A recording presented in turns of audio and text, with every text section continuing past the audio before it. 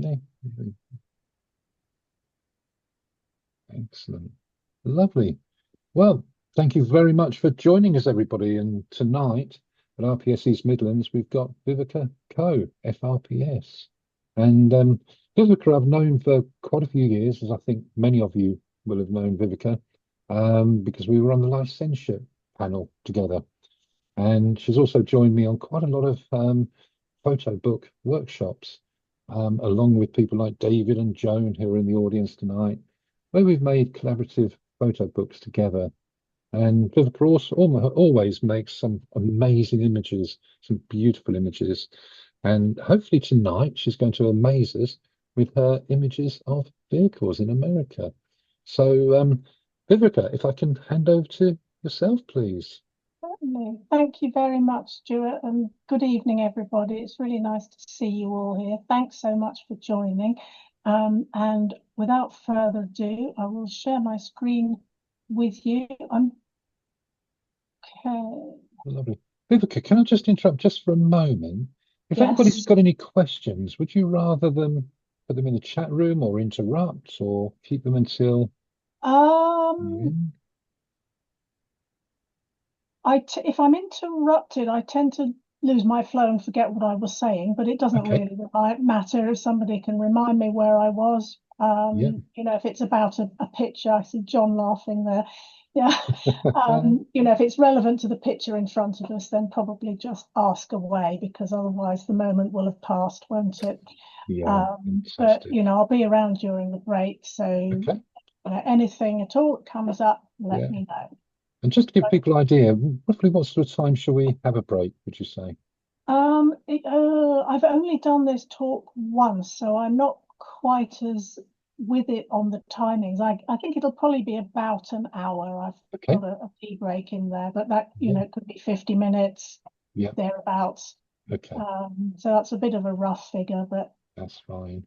So will you tell us? I don't need to interrupt you to say, um, a good point. I've forgotten which is the last slide or the last slides before we're coming up to the tea break, but okay, that's fine. No problem at all. We'll I'll play it keep as an we eye go. on the clock. Yeah. And Fantastic. if you're desperate for a break, just give me a nudge and Will we'll do. just go from Okay. there. Lovely. I'll let you Okay. get on. Thank you very much. Thank you. Over to Right. you. Well, as you can see, this is part one. And when I started putting this talk together, which is of two trips to Montana and North Dakota in 2022 and then Route 66 last year, I realized it was just going to be so massive, so many photos, it would be far too much for one talk. So I have in effect split it down the middle, and we have the first part of each trip in this part one, and then at some point I will get around to finishing part two, and that will be the second half of each of those two trips. But I think it's worked out quite nicely as well because you get a bit of both. So it's not just all Route 66 or all Montana. There's a bit of variety in there. So I hope you'll enjoy seeing both trips. So now this won't let me move forward. That's a good start.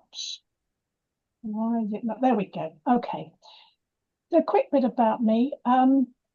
I started very young, come from an arty family, and I used to paint and draw, which I don't do anymore, but I really used to enjoy that. And I've been taking photos since I was about 7, and I've been self-taught apart from 1 week's adult education in the summer when I left school, which was 1982. And I did a course with my mum where we both were in the dark room for the week, and that was wonderful. I absolutely loved that. So I started off with these various cameras, the Box Brownie, the Kodak Instamatic, Pentax and Olympus film SLRs. And then I finally got a DSLR in 2009. That was a full frame Nikon. I've upgraded since that D700, but I'm still with a full frame Nikon camera because I know my way around it now, and it's instinctive to use. I don't have to think about it.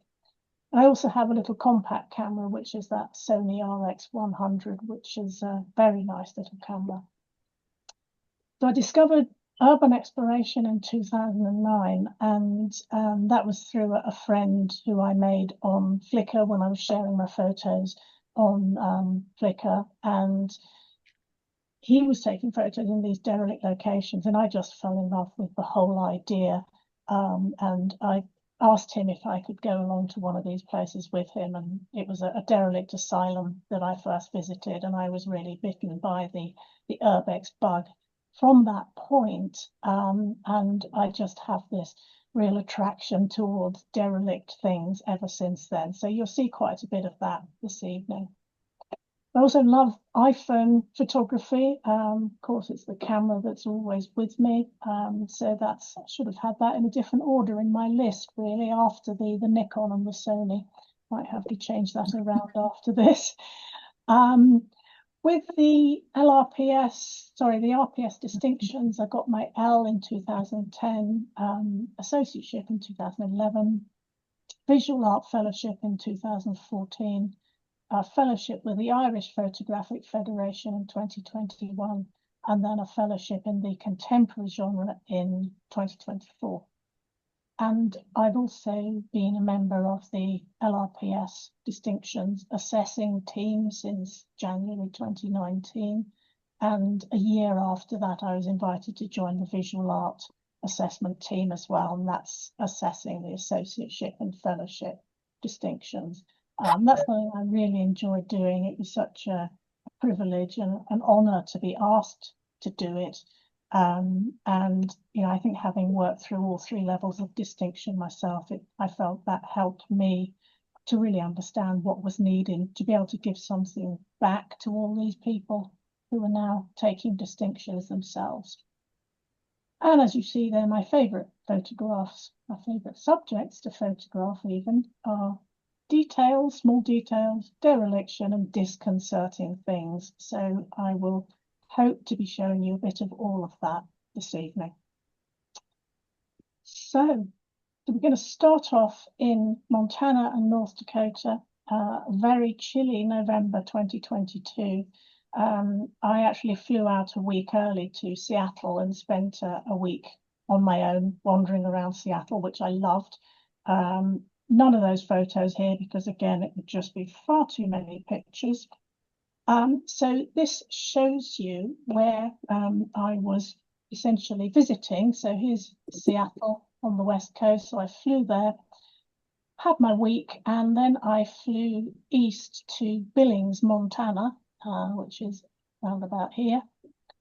And we just did this big clockwise circuit and slightly closer view of that. So these are not all of the locations, but just some of the locations that we visited, going around in this big circle and then back to Billings, and then everyone flew off in their separate directions from there. So this was a trip organised by the company Aspect 2i, which is Michael Pilkington and Paul Gallagher, both fellows of the RPS. And it was me and 7 other people. I think that's right.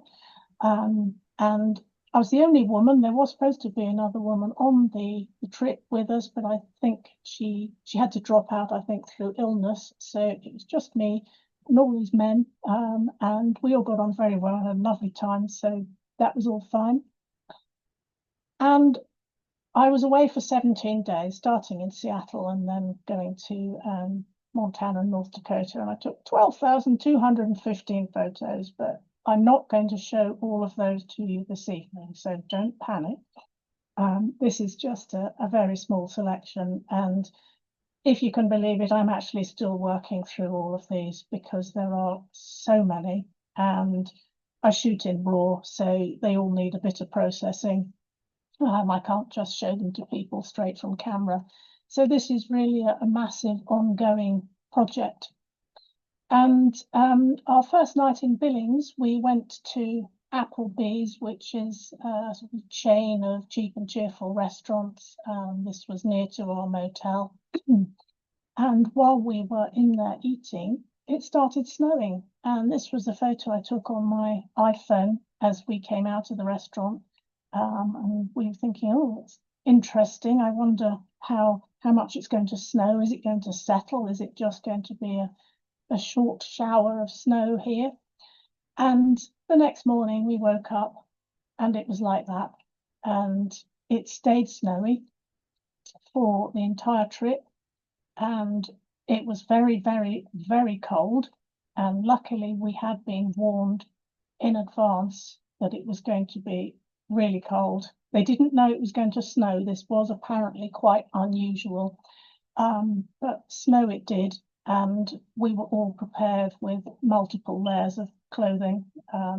There's so many layers up top and bottom. But I think if you're dressed correctly, then you are prepared. So it was fine.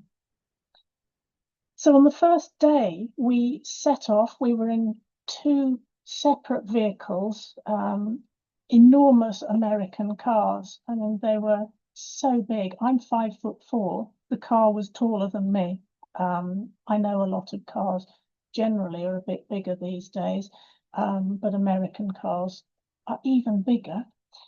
And we drove first to Lavinia in Montana, and there was snow in the air. I'm not sure if I've captured that in any of these images.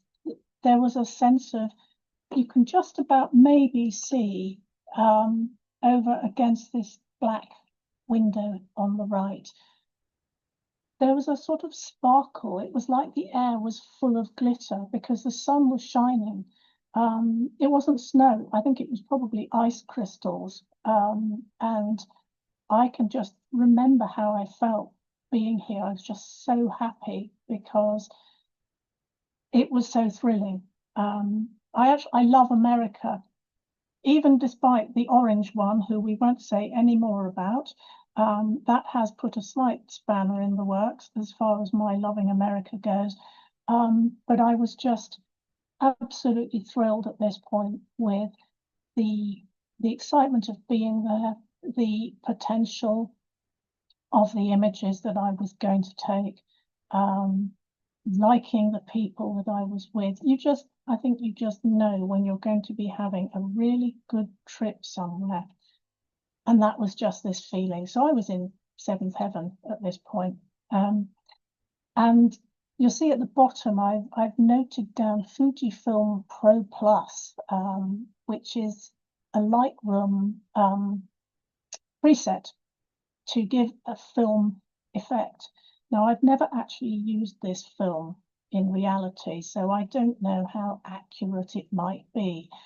But I thought with these images, I wanted to process them in different ways so that it wasn't a uniform look to the images. And I thought I'll have some with these film presets to give a slightly different color and tone and look to the images. Some of them, as you will see coming up, I've processed in a slightly more radical way. And others I will probably, once I really get into working on these, I will start using the layers and the texture overlays that I am perhaps better known for in the sort of work that I do. So although I was there in November 2022, when I got home, I'd lost a bit of impetus to process these images. And I think because there were so many, it just felt a bit overwhelming. And they've been sitting there. I've done some work on them, but they really have been and still are waiting for my full attention. But I can feel my, I think, creative mojo is starting to come back. It's been in a real dip for the last couple of years. I was quite ill a year ago, and that didn't help. So everything slowed down a bit creatively, but just looking at these again now and talking to you about them, it's really making me think, yes, I want to get back into doing something with these images, doing some more arty processing as well, a bit more creative stuff. So I think it's creativity can come and go. I've noticed this over time, where I will go through phases where I'm just in a real dip, a real low, and the inspiration isn't there, and I get terrible imposter syndrome and think I'm no good at all this. Why do I bother? And then it starts gradually going up again. So this is one of the few in tonight's presentation that is actually a multi-layered image. And that was just using the side of this rather nice building, which is gently sagging, which I love that, the way it was sort of dipping into the ground slightly. So I've used the textures of the wood on the building and that lovely window.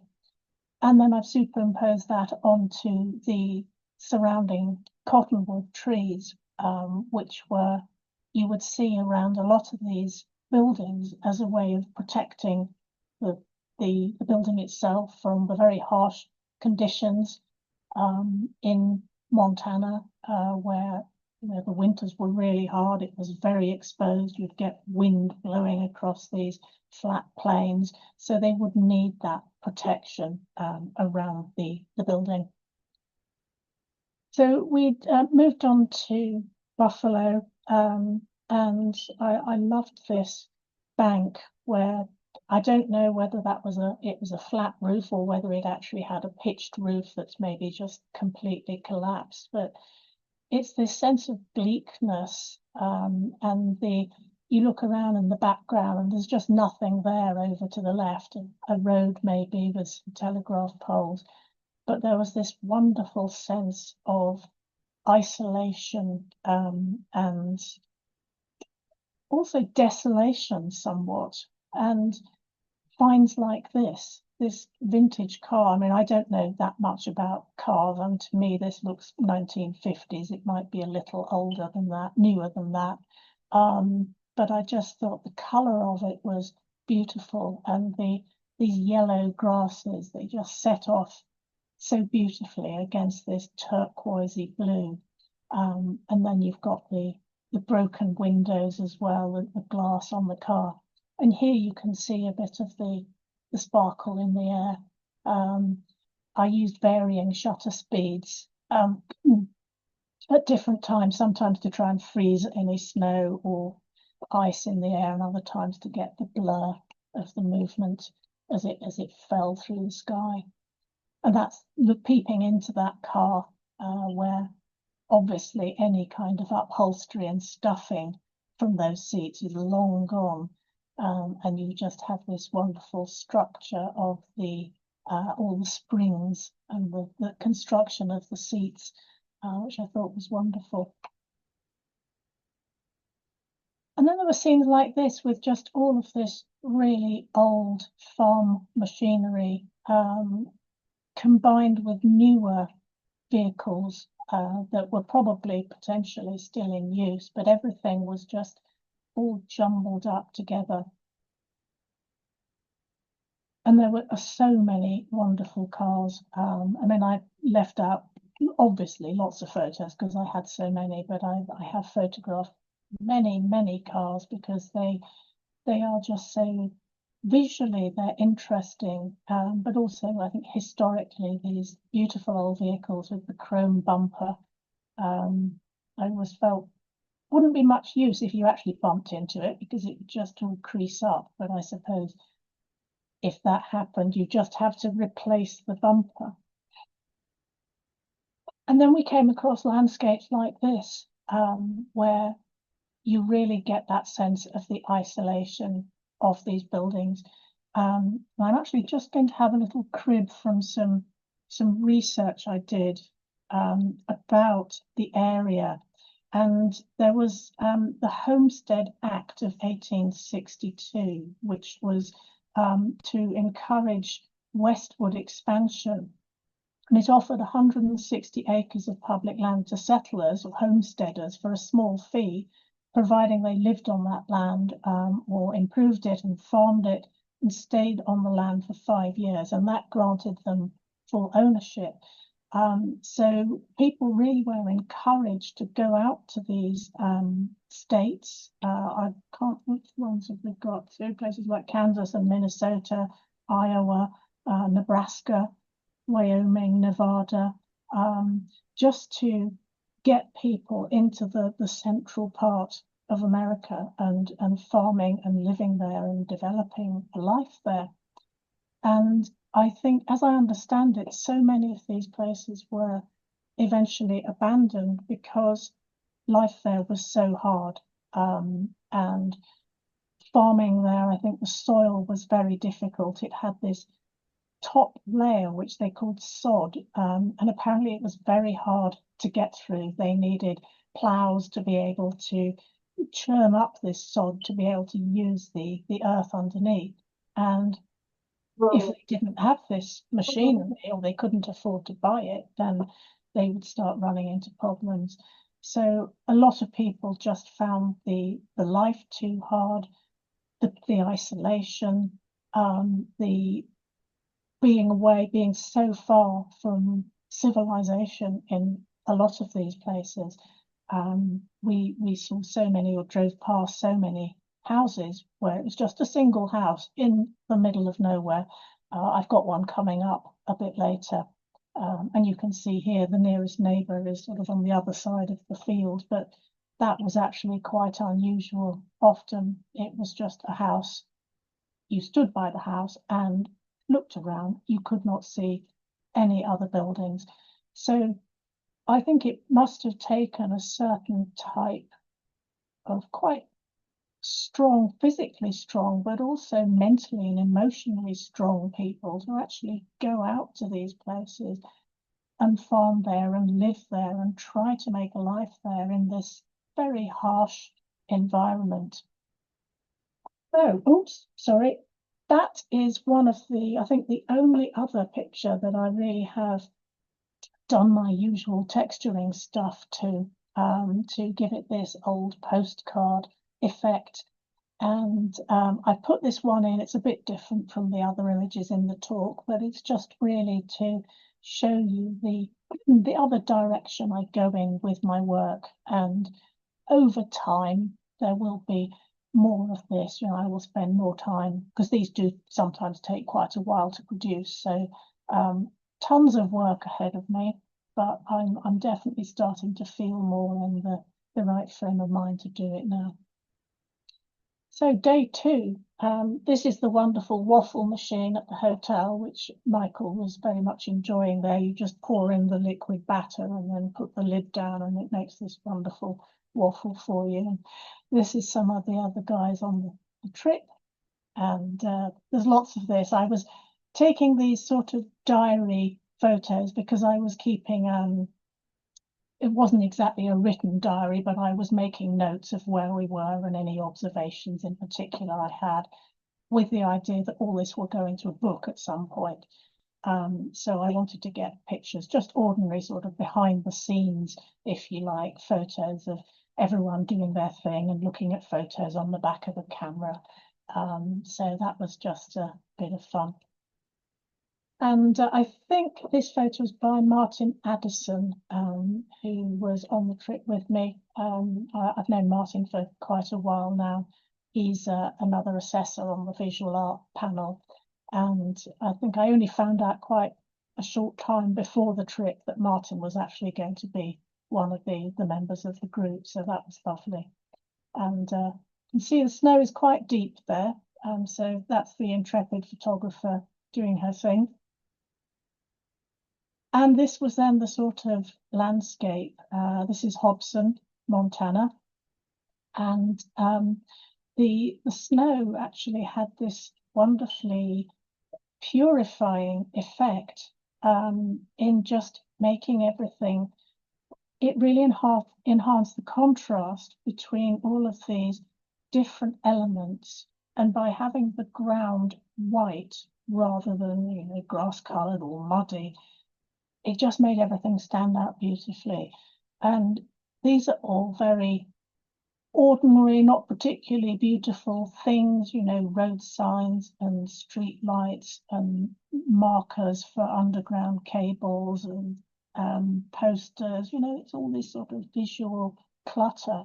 but somehow by having everything against this beautiful white background, for me anyway, I just love these scenes. I like the purity of it and the fact that the different elements, as unlovely as they just all stand out. And I just found it super atmospheric. So I was really happy that it had actually snowed.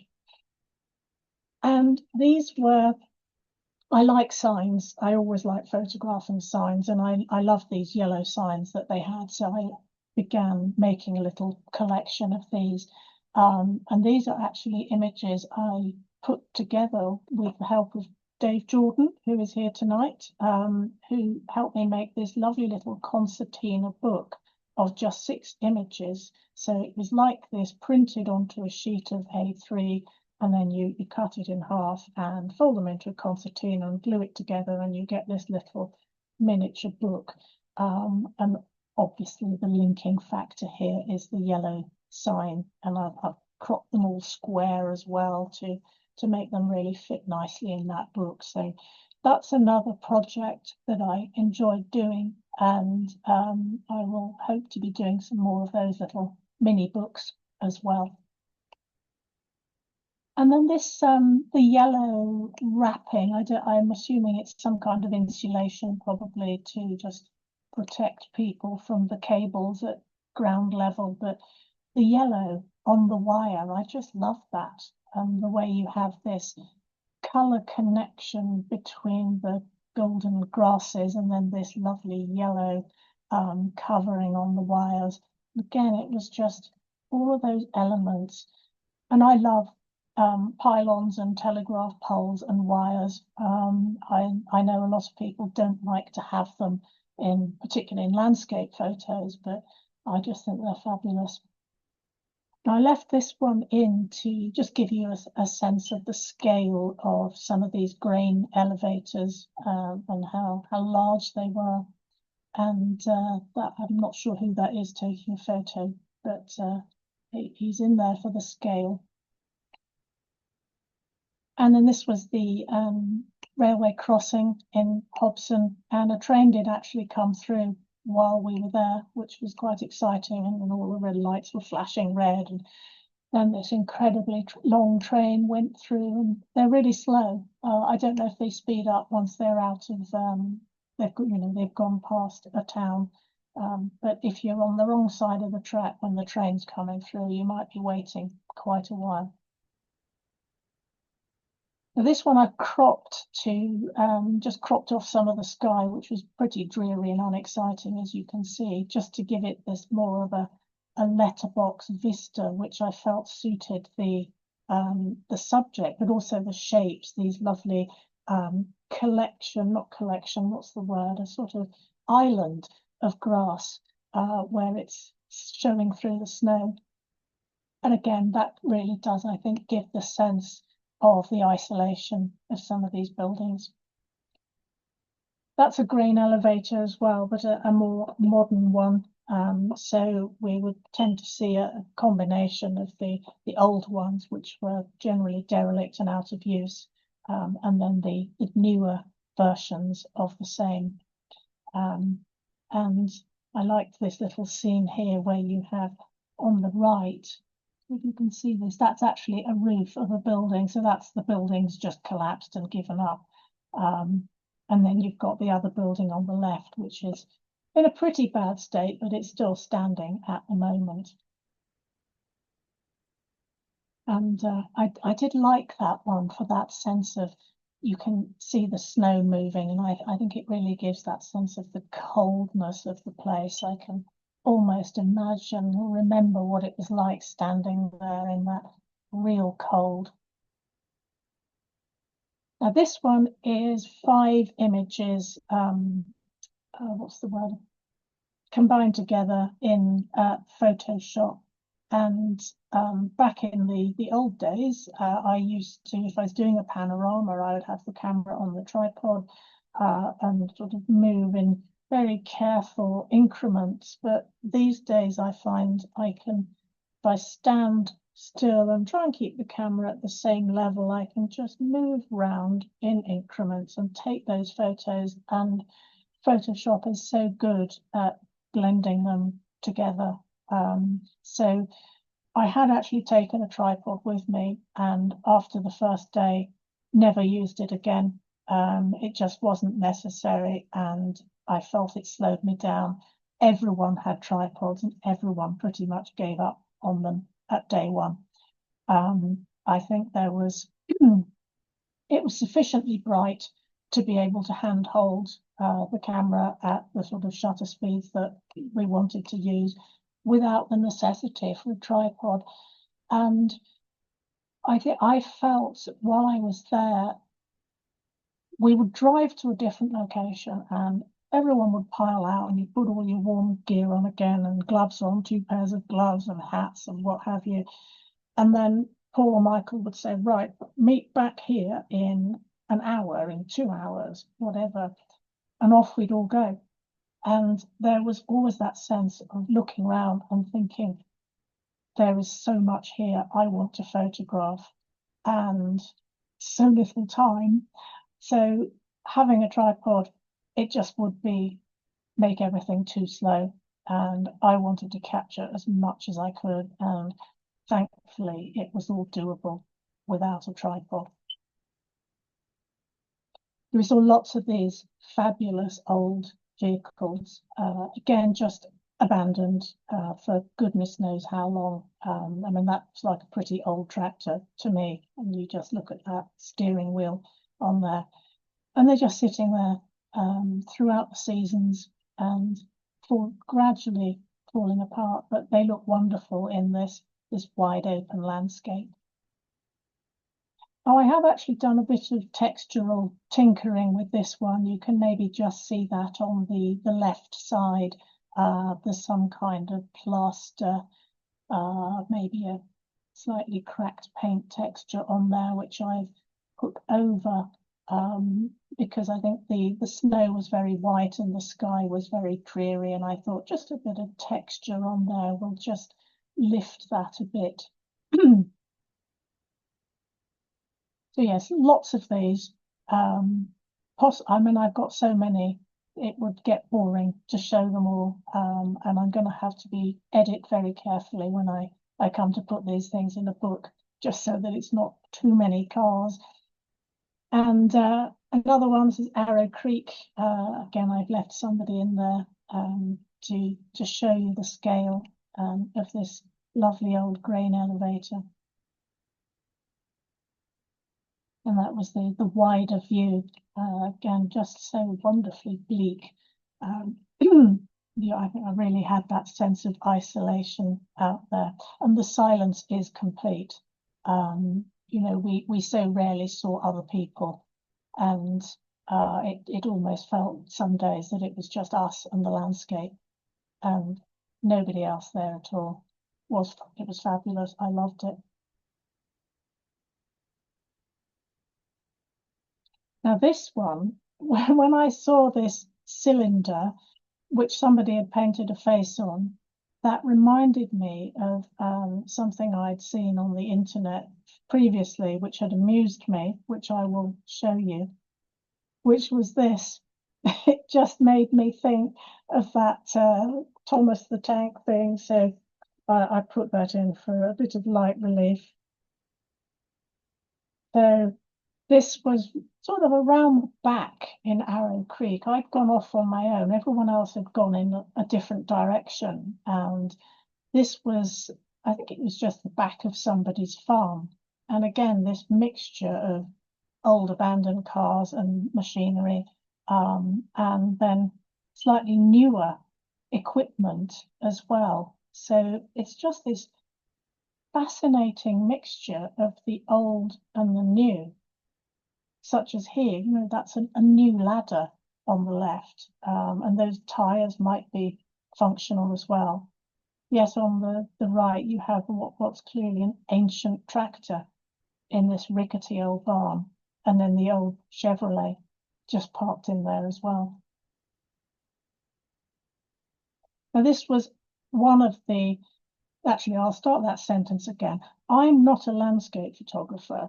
You know, I really don't think that is me, but this kind of landscape with the man-made elements, again, typically not attractive things, not the kind of beautiful elements that you would normally think of in a landscape photo where you want your foreground interest, you want something beautiful in the foreground, and then it leads you into the picture. So I've got my foreground interest, but it's I don't know if that's a plough, but it's all rusty and decrepit, and the red thing sticking up, I don't know what that is, but I love the way it just drew my eye over to the newer grain elevators and the newer tractor as well in the background. And it just made, for me, this beautiful visual connection between those two elements. So not your typical beautiful landscape, but I still found it visually very appealing. And then things like this, with the snow, again, the snow just doing that beautiful job of purifying the landscape. And it just made those golden grasses, where they're poking through, it just made them so much more interesting and textural, perhaps, because you've got the contrast of the sort of the smoother snow against all of these wonderful textures. And now I do love photographing textures, anything like this. I might be getting in there close because I'm always on the lookout for interesting textures to just photograph on their own that I can then use as an overlay on another photo at some point. So textures is always something I'm looking for and photographing, but I just felt this entire, again, it's a grain elevator, but just the side of that building where all wonky, nothing's quite straight, and you've got the rusty bits and the broken panes of glass in the window. I just love how all of that comes together. And this was an old school, which was, again, pretty much the middle of nowhere. There were a few buildings dotted around in the landscape, but you know, there probably wouldn't have been many children who would have gone to this school. Maybe, I don't know, 20 children. It would depend how many families lived within a reasonable distance to actually be able to get there. So this was a lovely little building. And again, you've got, look at the background, just nothing there at all. So day 3, so we're still in Montana. In fact, I think in this trip, I'm not sure that we actually get to North Dakota at all. I've just realized that as I'm talking to you, I might need to change the first slide I've got introducing this section because it says North Dakota, but I think we don't actually get there until part 2 of this talk.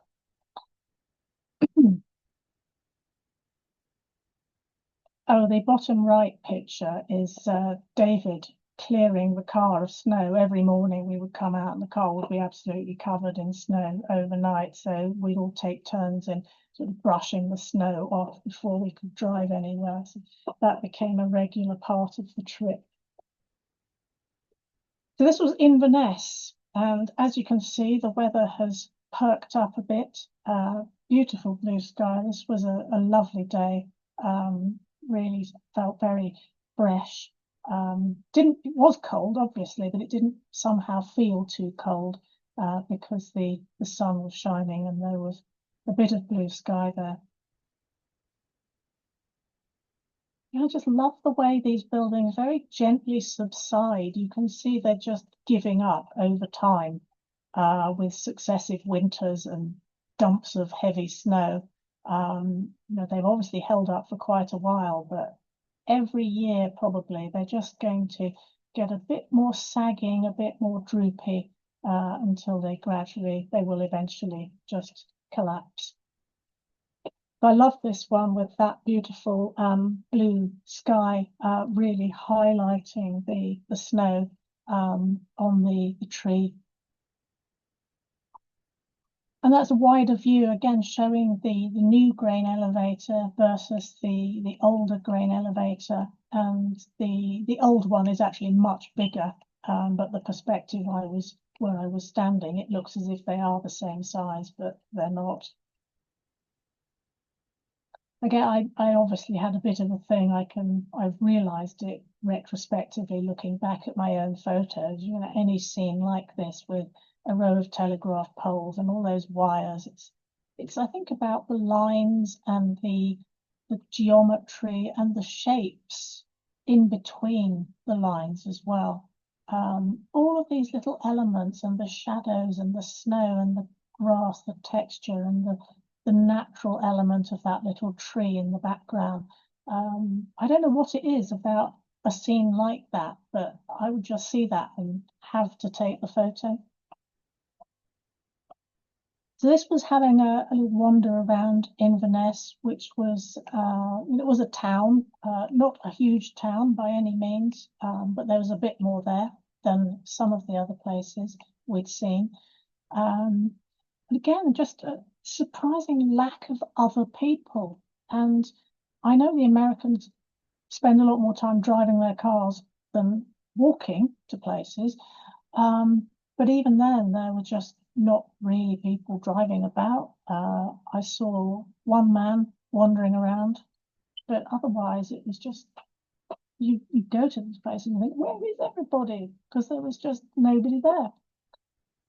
I don't know if this translates over Zoom, but that dog was really giving me evils, and you would need to zoom in on it. And actually, there's one eye in the square, the diamond of the fence, and it's sort of like it's peering through the gap in the fence. And I took this photo, and then it started barking at me in not a happy way.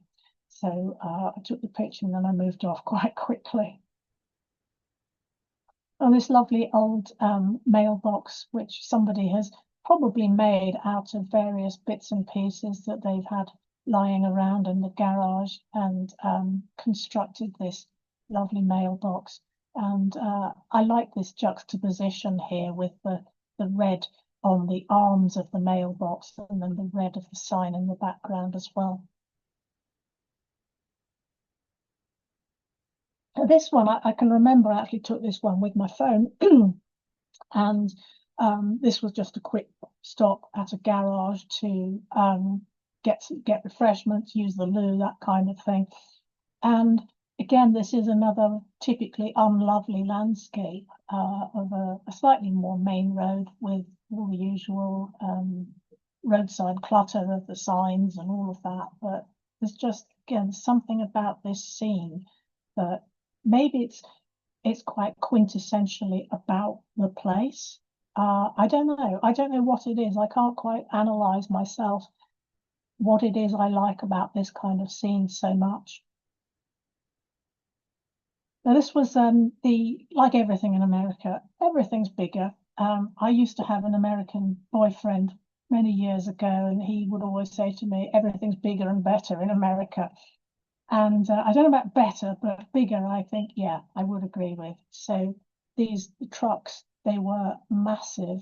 And the trains, as I mentioned earlier, were also very long. And I put this information in here because this is the kind of thing I won't remember unless it's actually written down.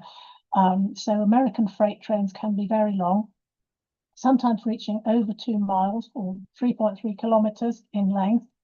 And the average length is around 1 to 1.5 miles. So, as I said, if you get stuck on one side of the track and you need to get to the other and a train's going through, be prepared to just stand there and wait for a while, because they really are slow moving.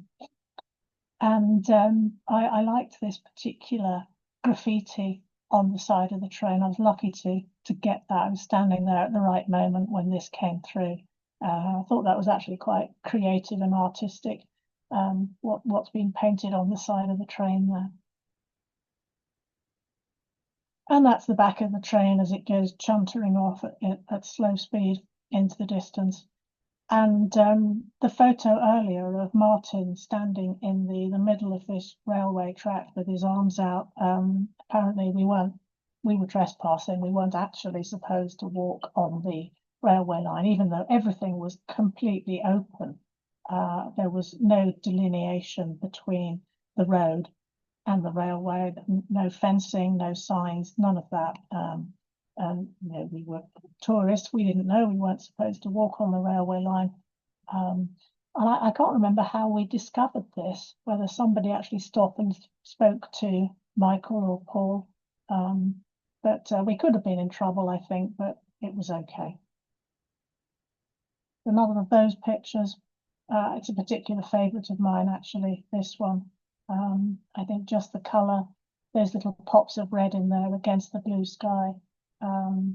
Beautiful sky, and the mountains in the background as well, those distant mountains, just the openness, the flatness, that sense of expansiveness. There's something about that photo. Now, oh, sorry, this sign, I didn't work it out at the time. It's taken a bit of looking at it on my computer and thinking about it. And I think that these rather cryptic words and numbers are directions to these different people's houses. So, for example, J. MacArthur, from this point, you have to go 4 miles north, then 1 mile west, and then half a mile north. And then you will get to J. MacArthur's house. I think that's what it's supposed to mean.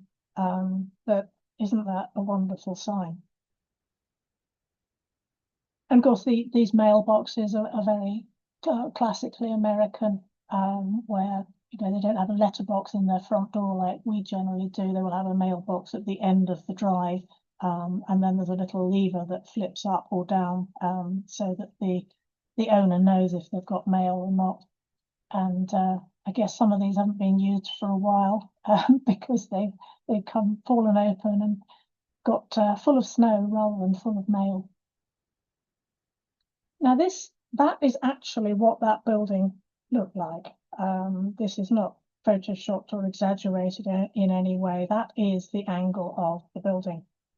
And I thought, just for a bit of fun, I would, in Lightroom, which is what I use to start doing a few tweaks on my photos before I process them in Photoshop, I thought I'll just try and straighten that using the auto tool. And that's what it did. It got very confused. So that's the transform tool down here. I just hit auto. I thought I'll see what happens.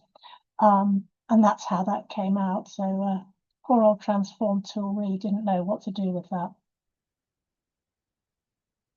And another of those wonderful landscapes, and as you can see, I've captioned that middle of nowhere, Montana, and even looking at the map, sort of pinpointing the exact location on the map, there was still nothing there, nothing in the vicinity on the map to give that place a name or even near to anywhere. It was literally the middle of nowhere. And this was a quick roadside stop because we were driving along to the next place, wherever that was. And everyone was looking over there to the right and saying, "Oh, look at the view," and then stop the car. Everybody leapt out and standing in a row by the roadside taking this photo. And I've put this one in to show a slightly different perspective using the less traditional, perhaps, portrait format as opposed to landscape format, because I really wanted to emphasize all of that sky and that proportion, this little strip of land, because Montana is called Big Sky Country, and I thought that just really epitomizes the place. Another one titled Middle of Nowhere, Montana. It was just the only house with nothing else as far as the eye could see. So imagine living somewhere like that. On a day like this, it doesn't look too bad. But imagine being there in a blizzard or in some kind of dust storm, perhaps, where you can't even go outside because there's so much dust in the air. I can't quite imagine it myself. So this one I was actually able to pinpoint on the map. This is Fresno Road North, Montana. Another of those very isolated houses just out there in the landscape. And we're actually able to just go in to that one because the door was wide open, have a little look. So I did. I went in and you have this ancient Frigidaire down on the bottom right corner there, and very small house really. That they weren't big at all, and obviously lived in not well, probably a few decades ago, but not as old as some of the other ones that we saw. And you just imagine what it must have been like to have to give up on a place like this, your home, because there's just no way to survive or to make the farming work, or maybe the isolation got too much. So people would just, and the houses were worth nothing. They couldn't even sell them because nobody wanted to buy a house in the middle of nowhere. So they just had to leave and go back to the towns and cities. So this was towards the end of the day, and the light was just gorgeous. Beautiful light. It was so clear.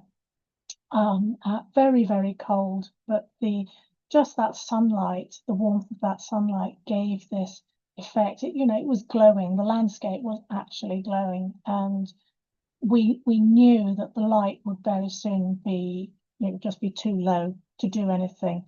But the colours, I have tried to process this as accurately to the original as possible. I never tweak saturation. I might increase vibrance slightly to just bring a photograph back to the way I remember it being. And everything really was bathed in this warm pink light. And with the low sun as well, there were all of these beautiful shadows, and it really brought out that texture in the snow because the sun was so low.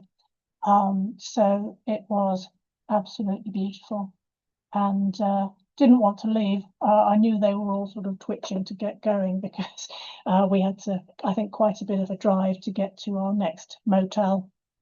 But it was just one of those times where I just didn't want to stop taking photos because it was just so beautiful.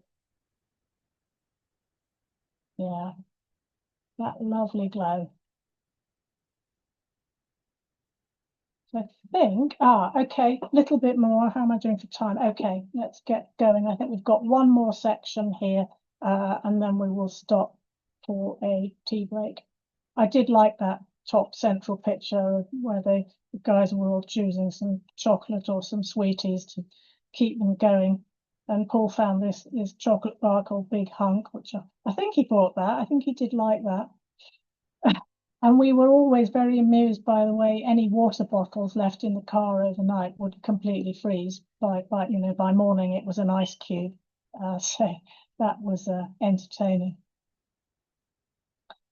So this is Lowman. This is another two shots combined. So I would have tilted the camera up slightly to get the top of the tree, and then slightly down to get more of the foreground. And then again, I've combined them together in Photoshop.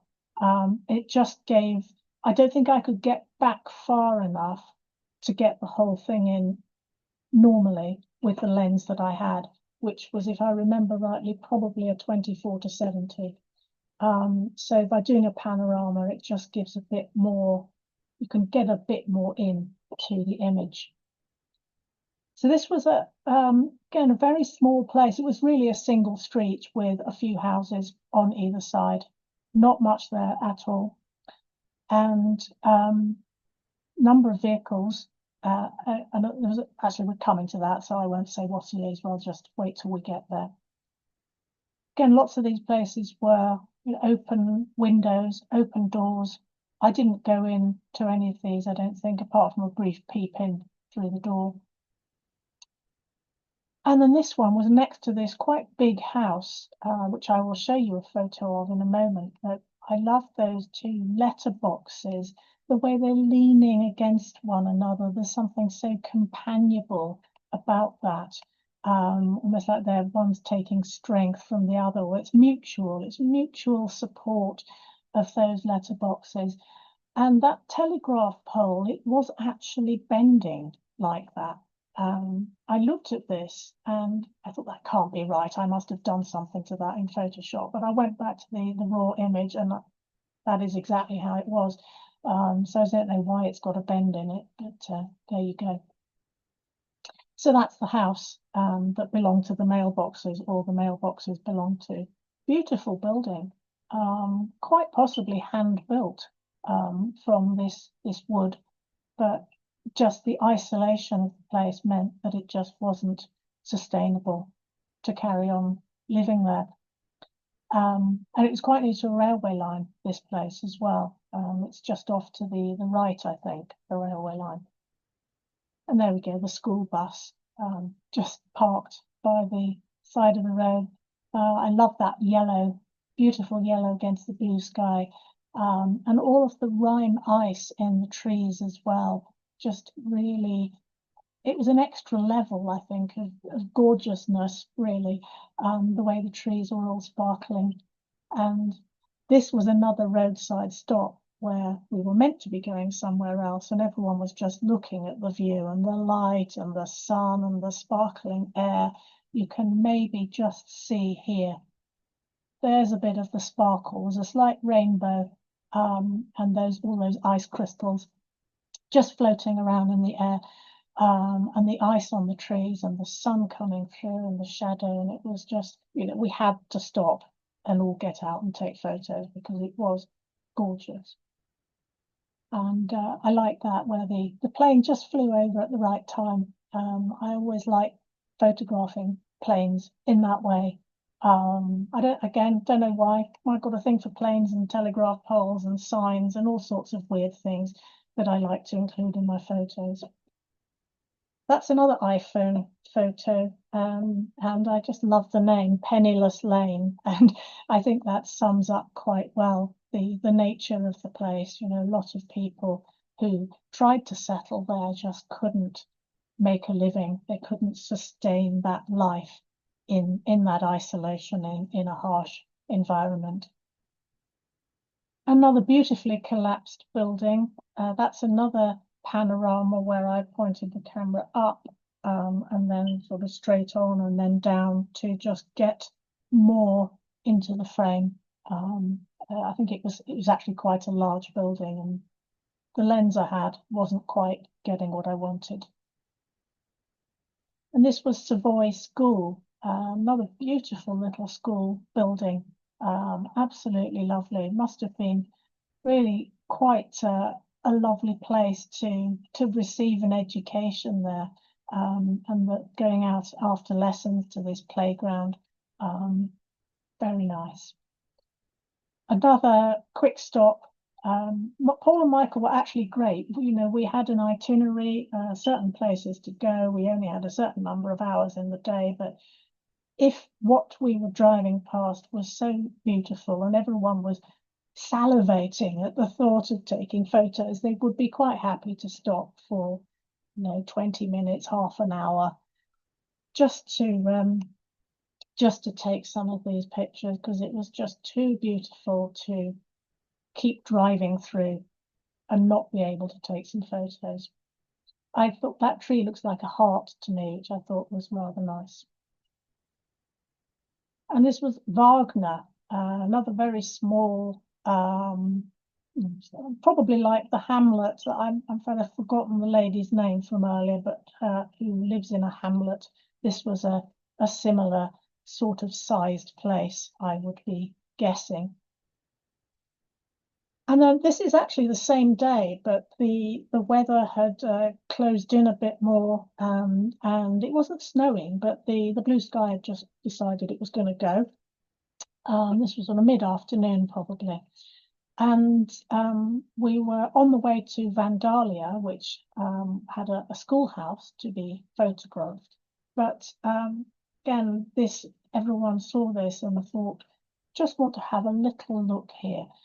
And again, I think this is where the snow really came into its own with the way that it purifies the landscape and really enhanced the contrast between the brightness of the snow, the flat white sky, and then you just have all of these little elements, the trees, the fences, the telegraph poles, a bit of grit in the middle of the road, the buildings, they all just very gently are pushing through the whiteness. And as I mentioned earlier, I used to paint and draw.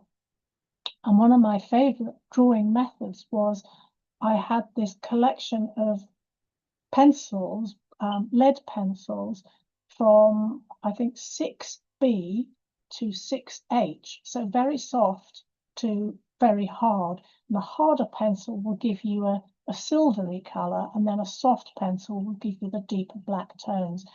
And this scene, it reminded me so much of the sort of drawings I used to do using those pencils. This does look like a drawing to me that's been created with black and white lead pencils, or just plain lead pencils, and then just a hint of color with the brown tones of the wood on the telegraph pole and the golden grass coming through. I just thought this was magical, really beautiful, just an ordinary road, nothing special, again, middle of nowhere, but just so gorgeous. So again, I have quite a few like this. I will process some more because I think on their own, they could perhaps create a small book or a zine, something like that.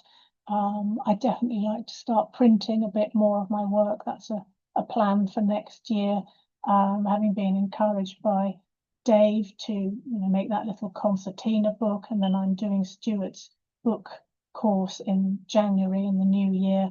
I just think it's because I don't print much of my work generally because I'm not in a camera club and I don't really do competitions and that kind of stuff. So to get my work printed into books, just as a way of getting it out there, something that people can look at, something that will outlast digital photos on a hard drive. So I have quite a few ideas for books, bookmaking, and zines with some of these images. So this was I don't know what was going on with the sky here. That is the color the sky went, and it was getting on towards the end of the day. The sun was quite low in the sky, but the atmosphere was incredible. Just the quality of that light, and then here you could again same place, same time. Just the way the sky suddenly, it's almost apocalyptic, took on this real darkness, and you have the glow of the sun, and then this wonderful sort of again like drawings, like ink drawings of the trees, the skeletal trees, and the telegraph wires running through. It's just quite incredible. Didn't see like that again. This was just quite a short period on that one day. So that was moving on. That was a bit further when it brightened up again. I can't remember the time interval between those two. It wasn't that long, really, because these were all on the way to Vandalia, which is here. Again, a few houses that were obviously abandoned, but quite a number. I say quite a number, probably a handful that did look as if people were living in them. I haven't put them in this talk, but just this strange combination of derelict buildings like this one, with places where people were probably actually still living. That's made for photographs, isn't it? It's just asking to be photographed, really, with this wonderful old, I don't know what you call that. I imagine it had been attached to a horse and cart at some point. Again, their school buildings were really beautiful. I did see quite a few while I was there, and they were such lovely little buildings. I can still think it must have been rather nice to have been a child actually attending one of these schools. And then that was the playground of the school. Loved all that snow just piled onto the swing seats there. And that was I think that's the last one actually for this section, if I remember rightly. Yes, okay. So that's all of the snow done. So we'll have whatever break Stuart wants to have.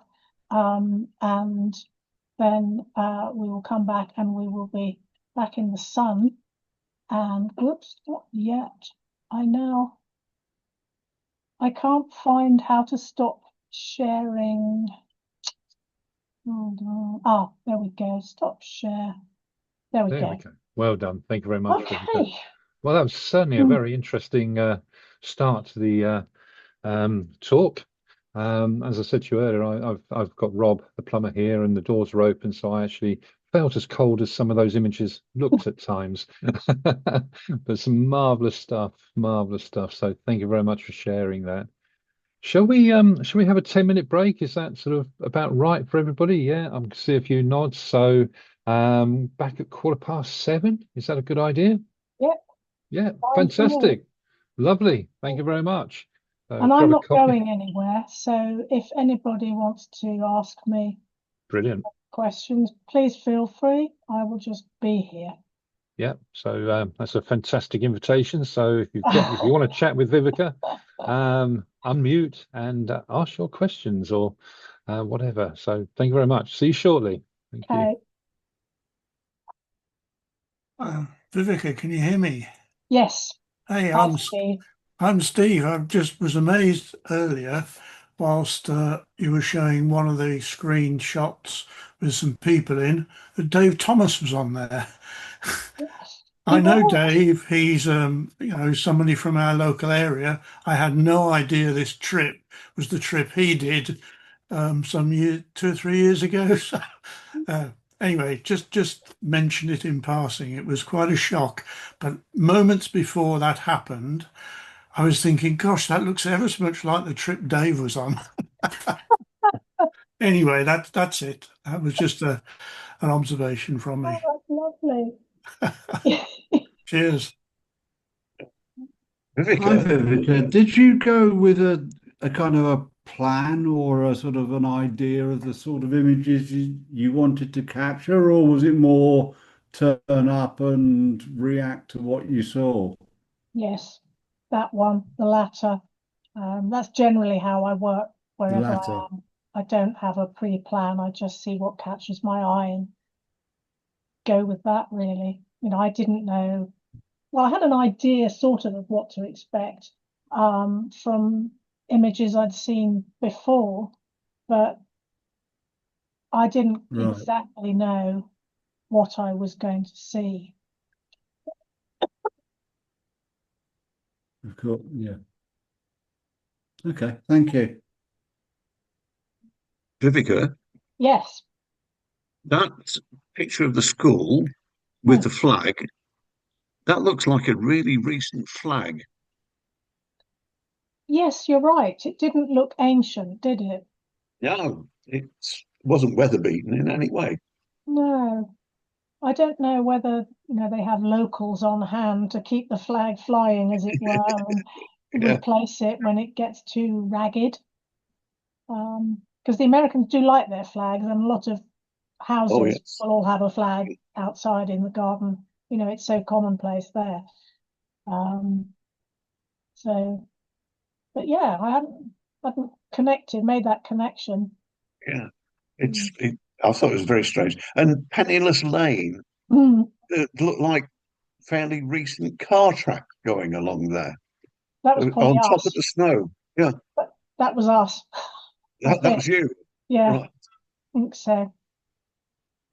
Yeah. Because that was one of the things with the snow. When you're with a group of people, we all have to sort of initially, if we go to the schoolhouse and think, right, want to take a photo, we'd all have to stand back and everyone take their photo before you walk in and make footprints and mess it all up.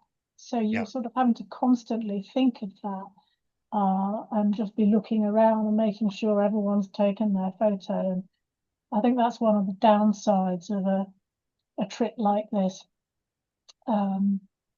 You know, it's super easy because you're just, everything's done for you. You just put in a car and you're driven somewhere and then you're told to get out and off you go and do your thing.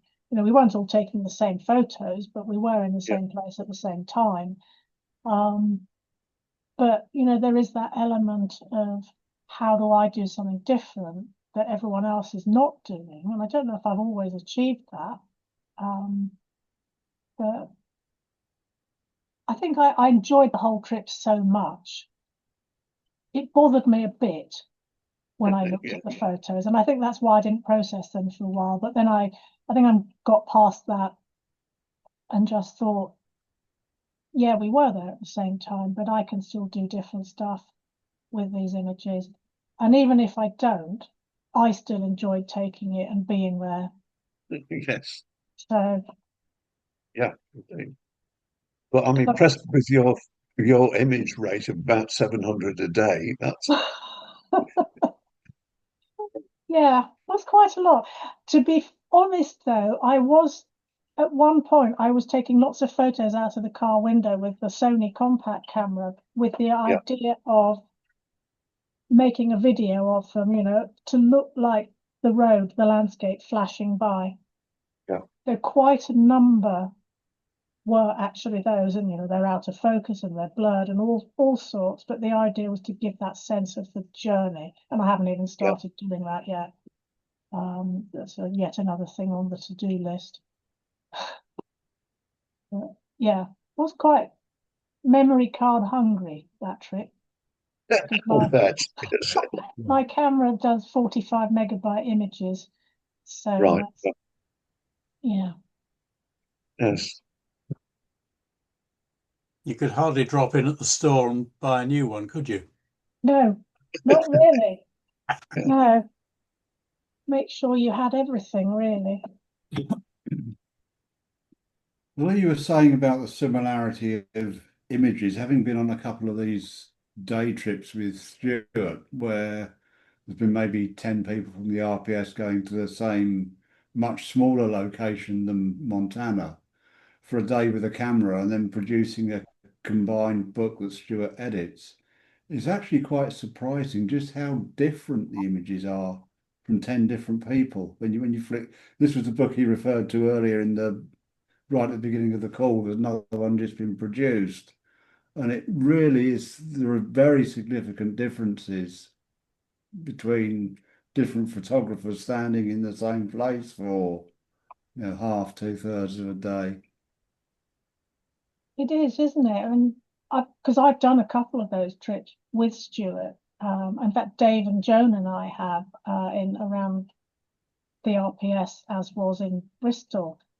And I love seeing the books afterwards to do exactly that, see how everyone has approached the same location in such a different way, of Yeah. you know, different angles. And you think, where was that? You look at someone else's photo and think, where was that? I didn't see that.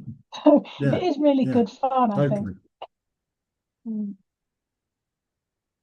Well, I think the things that you become interested in, like you've got this interest in signs, and I shoot a lot of signs when we go on those trips as well. And you're interested in telegraph poles, and you've got your natural bias or interests, but you tend to gravitate towards that, and that's what makes it so different.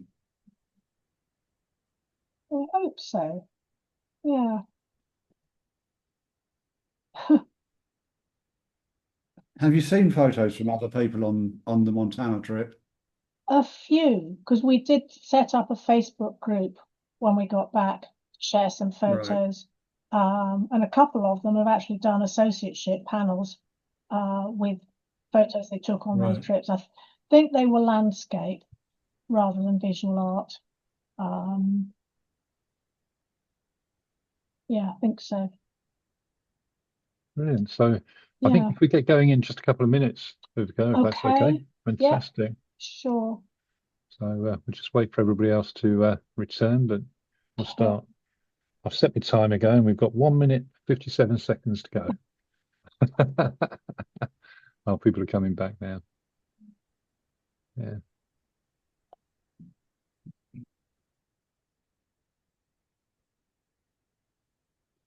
And the good news is we've got some heat coming through the radiators.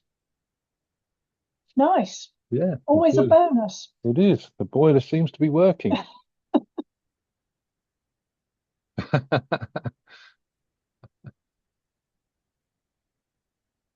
Did you not have heat before? Oh, sorry, no, go on.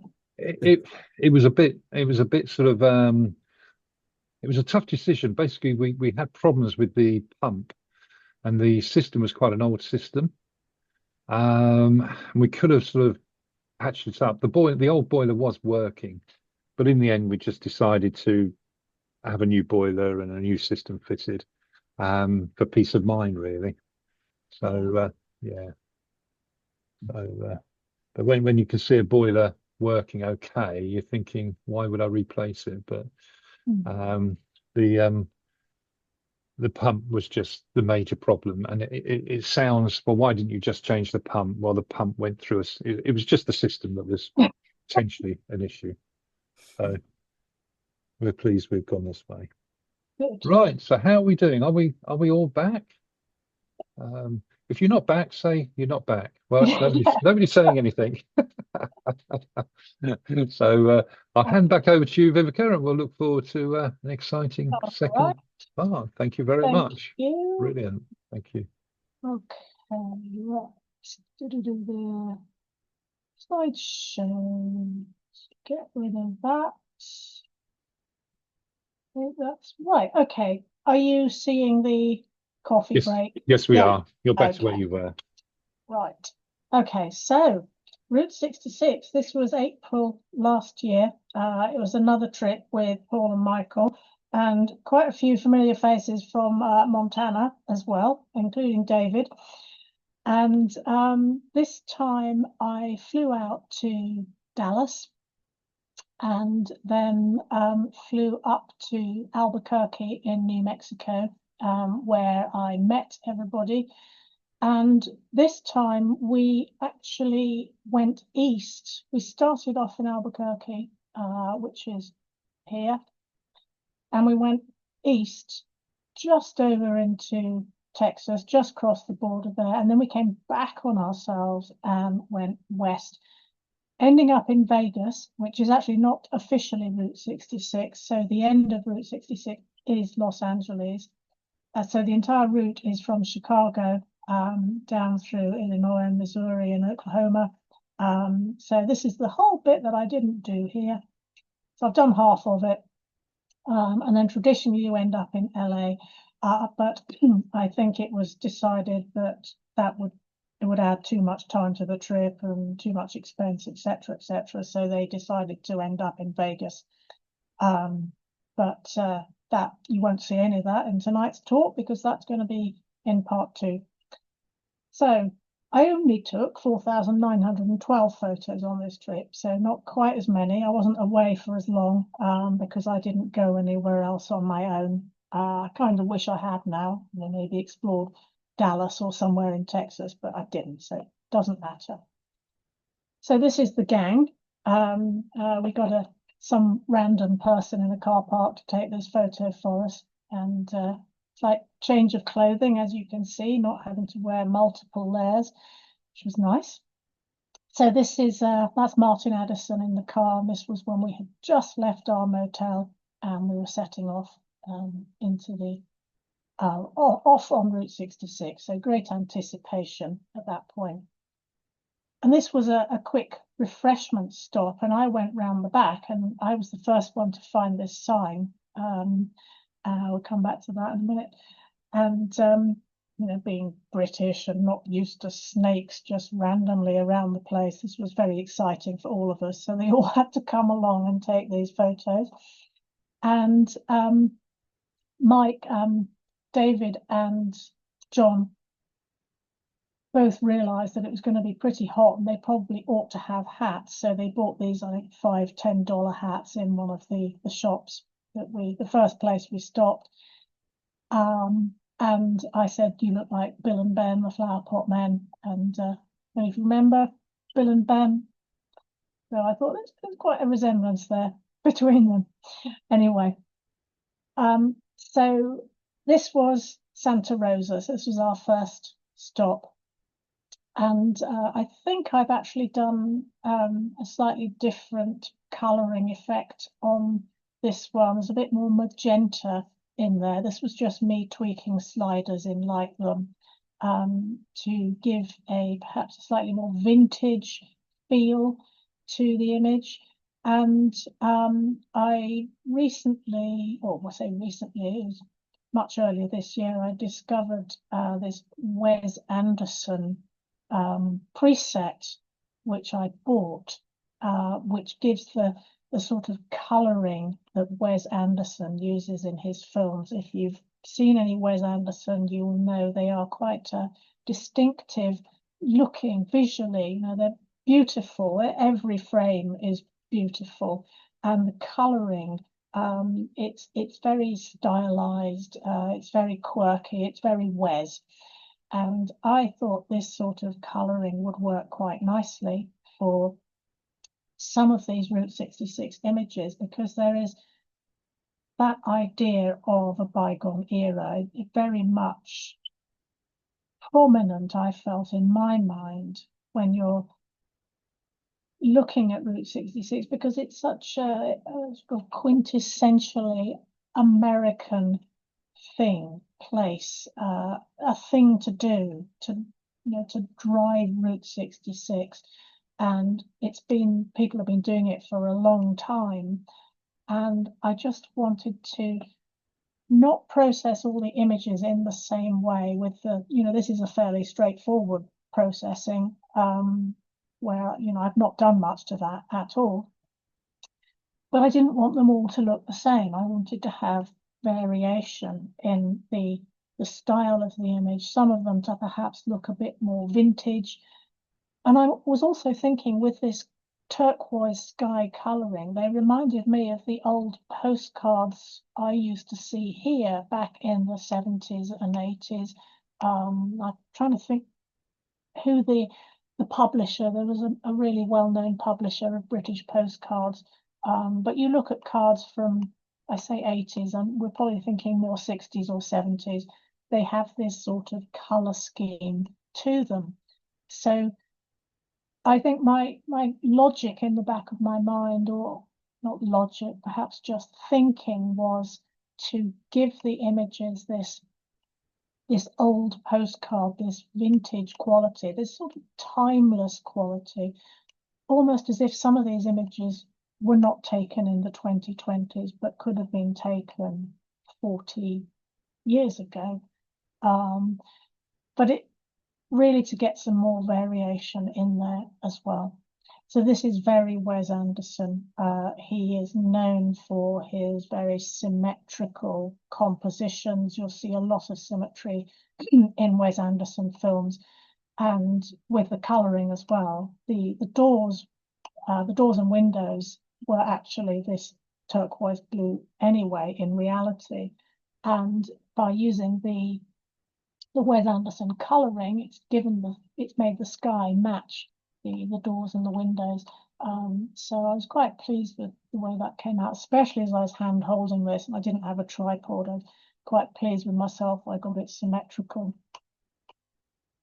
And this was fabulous. This is just the main street in Santa Rosa. Again, almost complete absence of people, or even many cars driving about. And just this ancient cars parked outside this place called Grandma's Fitness. So I don't know if that was a gym for grannies. I really don't know, but I just thought that was wonderful. So I don't know if these cars are actually have been abandoned on the street. It certainly didn't look as if it had been driven anywhere in quite a while, and there's no registration plate on that. But if they are abandoned, they're just left there, which can't imagine that happening in this country. Certainly not in a high street, as it were. It will probably soon be towed away. So this was a lovely place, quite one of the larger places that we visited.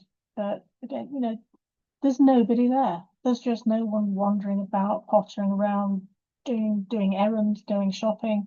There's just, that was a theme throughout both of these American trips, just the absence of other people.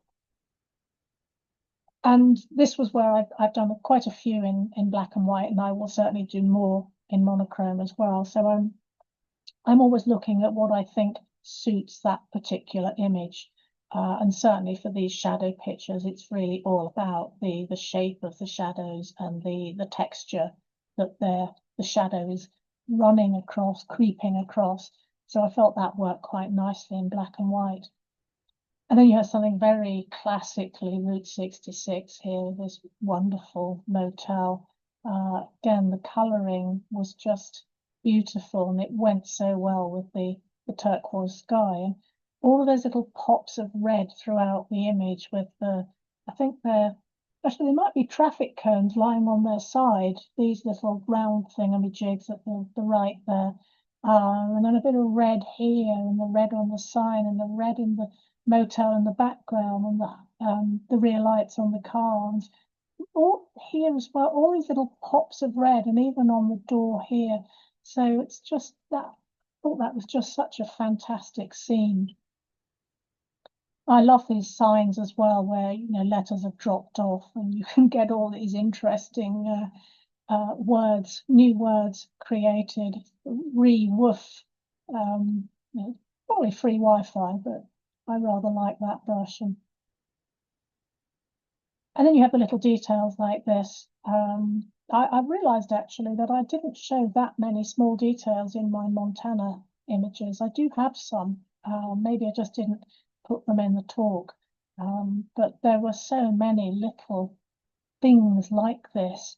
And again, I just put a note in here because I won't remember without that what this car is. So it was a 1979 Lincoln Continental Mark IV. And it was sitting outside this house here. And I love the flat tires and the grass growing around the car, and obviously not been driven for a very long time. But just off to the left of the image, there's another newer car, which is obviously being driven.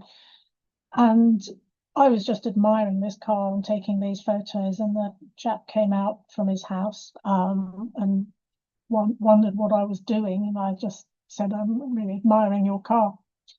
And he said he bought it new in 1979, and he wants to sell it because it's no use to him anymore, but he can't because he doesn't have the internet. And I think that was really his only option for selling this car. So obviously it's just going to sit there and get further, more and more decrepit as time goes on.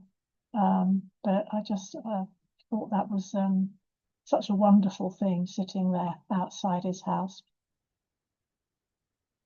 Again, the old telegraph wires and poles, and I thought that shadow in the foreground was just fabulous. I loved that. And I've given this again a slightly sort of film processing, quite bright, slightly desaturated. So I've used quite a variety of different styles for these images to sort of get that variation in mood and atmosphere as well between them. I do love shadows. I just find them interesting in their own right. Sometimes you don't even need to see the thing that's casting the shadow. The shadow on its own is sufficiently interesting to make a photo. Now, every time I see this, it annoys me because I didn't photograph it right at the time, and there's nothing I can do with this now. What I should have done was got a lot further back to give room on each side to stretch it out in Photoshop, just to get it a bit straighter, because everything's slightly wonky because I haven't got a tilt shift lens, and I can't do buildings so that there are no converging verticals. So it's all just a bit ski-whiff, and I could have improved that with a bit of stretching in Photoshop, but there isn't the leeway on the left-hand side. If, you know, if I stretched it to straighten up this and this corner of the building would go off the edge of the frame. So I just have to put up with that. But well, I just wish I'd photographed it better when I was actually standing in front of it, but there you go. Very classic fire hydrant by the side of the road. Quite characterful little things they are. They always look like little people to me. And another very classic Route 66 old gas station, long since abandoned. You could just tell by the state of the building and the general rustiness of everything. Another one I thought, with all that wonderful texture going on, felt that would be quite nice in black and white.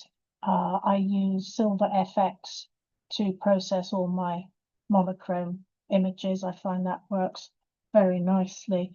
Of course, I can create a preset, create my own monochrome preset, and then apply that preset to a number of images, and it just gives them the same color tone, so you don't have variations in the black and white, with some looking warmer and some looking cooler. And that's the color version of that same vehicle, but just from the side. And there's a wonderful sign in the bottom there. I don't know if you can read that. It says, "Touch of my truck, I break your face." So that's pretty much a hands off my truck. But I'm sure so many people have got a version of this photo. You know, it's right by the road. It's such a classic. It's going to be multiple pictures of this out there. So going back to the Wes Anderson color scheme, and this was a lovely old gas station with lots of murals and paintings on the wall. You've got these, I think they're cockroaches here on the side of the building.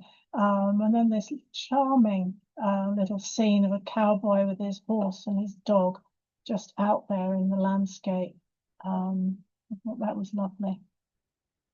Oh, there's Martin. He's actually processing a photo on his phone at that very moment.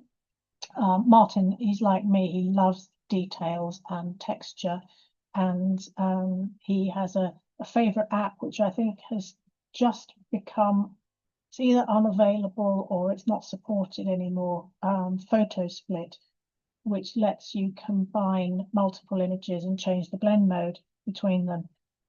So I'm pretty sure that's what he was doing at that very moment. And I was initially thinking, oh, Martin, can you do your picture somewhere else so I can photograph this? But then I actually realized I liked him in the picture because he adds a little extra something, and that lovely shadow with the hat. So I'm actually glad he was standing in the way. So same garage with all the vintage paintings on there, which have held up surprisingly well over time. These little details. Love this building number with the insects on there. And this lovely old, put a tiger in your tank. You know, I don't know how old that is, but it looks pretty old to me. It is just remarkable how well that has stayed. You know, the quality of that, the way it stayed as it is. And those were just some smaller details of these amazing paintings on that building. This is Tucumcari in New Mexico. Yeah, fabulous. And lots of these signs as well, dotted about the roadside signs, which, you know, to entice tired motorists to come and stay in their motel. Of course, most of them are now abandoned and no longer functioning. I loved all those pigeons perched on the sign, peeping over at the top. Lovely colour, just that beautiful orange and yellow, those golden colours against that blue sky. It's wonderful. Worked with magic, and now we're getting a really consistent, really great. Okay, so this, I love this little cloud it was just centrally placed over that building. So I was, again, trying to go for symmetry here, the sort of Wes Anderson look, get it as symmetrical or as central as I could. But that little cloud, it just made that picture for me. And that's round the back of this building, another lovely little painting on there of these cows painted on as if they're peeping around the wall, which I thought was delightful. So this is day 2 now. Confusingly, it says Tucumcari to Tucumcari. But bear in mind, we started in Albuquerque and went east, and then we had to come back on ourselves. So this was what we were doing. We were going east and then coming back. I can't remember who took that photo of me. But anyway, that's me in action with that's my favorite lens, my 24 to 70. And we passed this sign on the way to somewhere, and I said, "Oh, look, is this the way to Amarillo?" And on the way back, I said, "Could we stop and take a photo?" And everybody posed under the sign pointing, "This is the way to Amarillo." And then John, this is John here, he composited all these photos together and put it to the soundtrack of the Is This the Way to Amarillo song. So that was lots of fun. I don't think I can show that because probably copyright on the music would be tricky, but it was a fun thing for us to do on the trip. I don't think that's a panorama. I think I've just cropped it to give it this letterbox shape, which I felt suited the subject, and it gets rid of a bit more of the sky at the top, which wasn't adding a great deal. And that's another one I processed with this film preset to give it that analog film quality and colouring. Another wonderful sign. I don't know, I can't even begin to guess what that might have said once upon a time. This ancient neon sign. And yet more cars. So many abandoned cars just sitting there in the landscape. And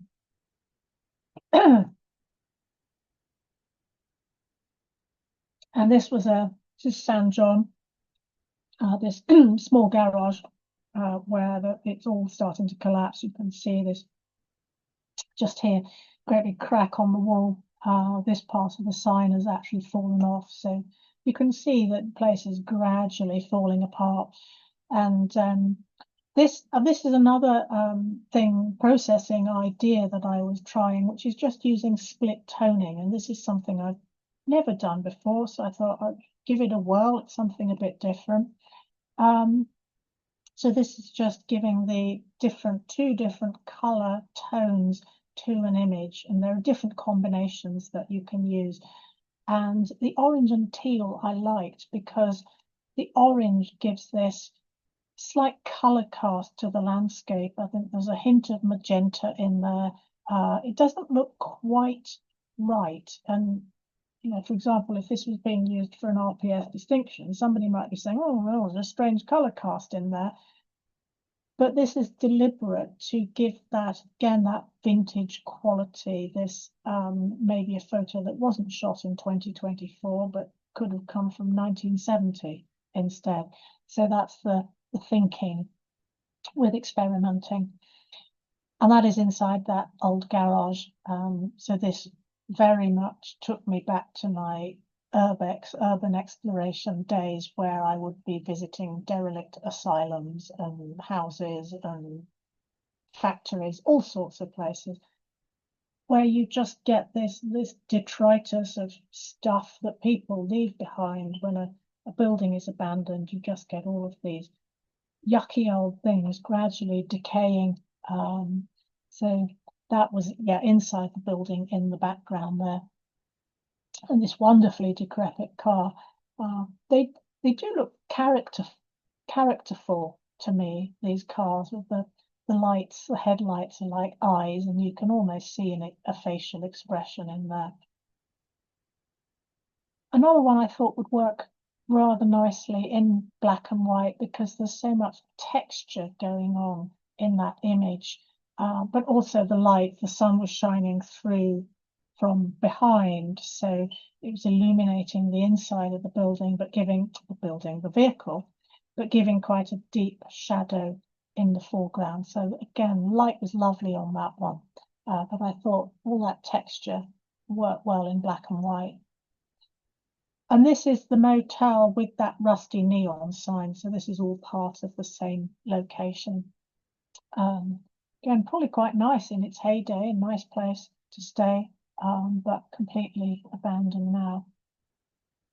And that's one of the motel. I mean, there might be 2 rooms there, I think, just as the motel. And that was a little house a bit further along from the motel, and various things have been moved outside for whatever reason. So this sofa was some kind of soft toy. I think it's meant to be a crab, really faded from the sun, has just been plopped on the back of the sofa there. And bizarrely, in this particular scene, there's actually a boat. You know, I don't know if that's a motorboat in the background.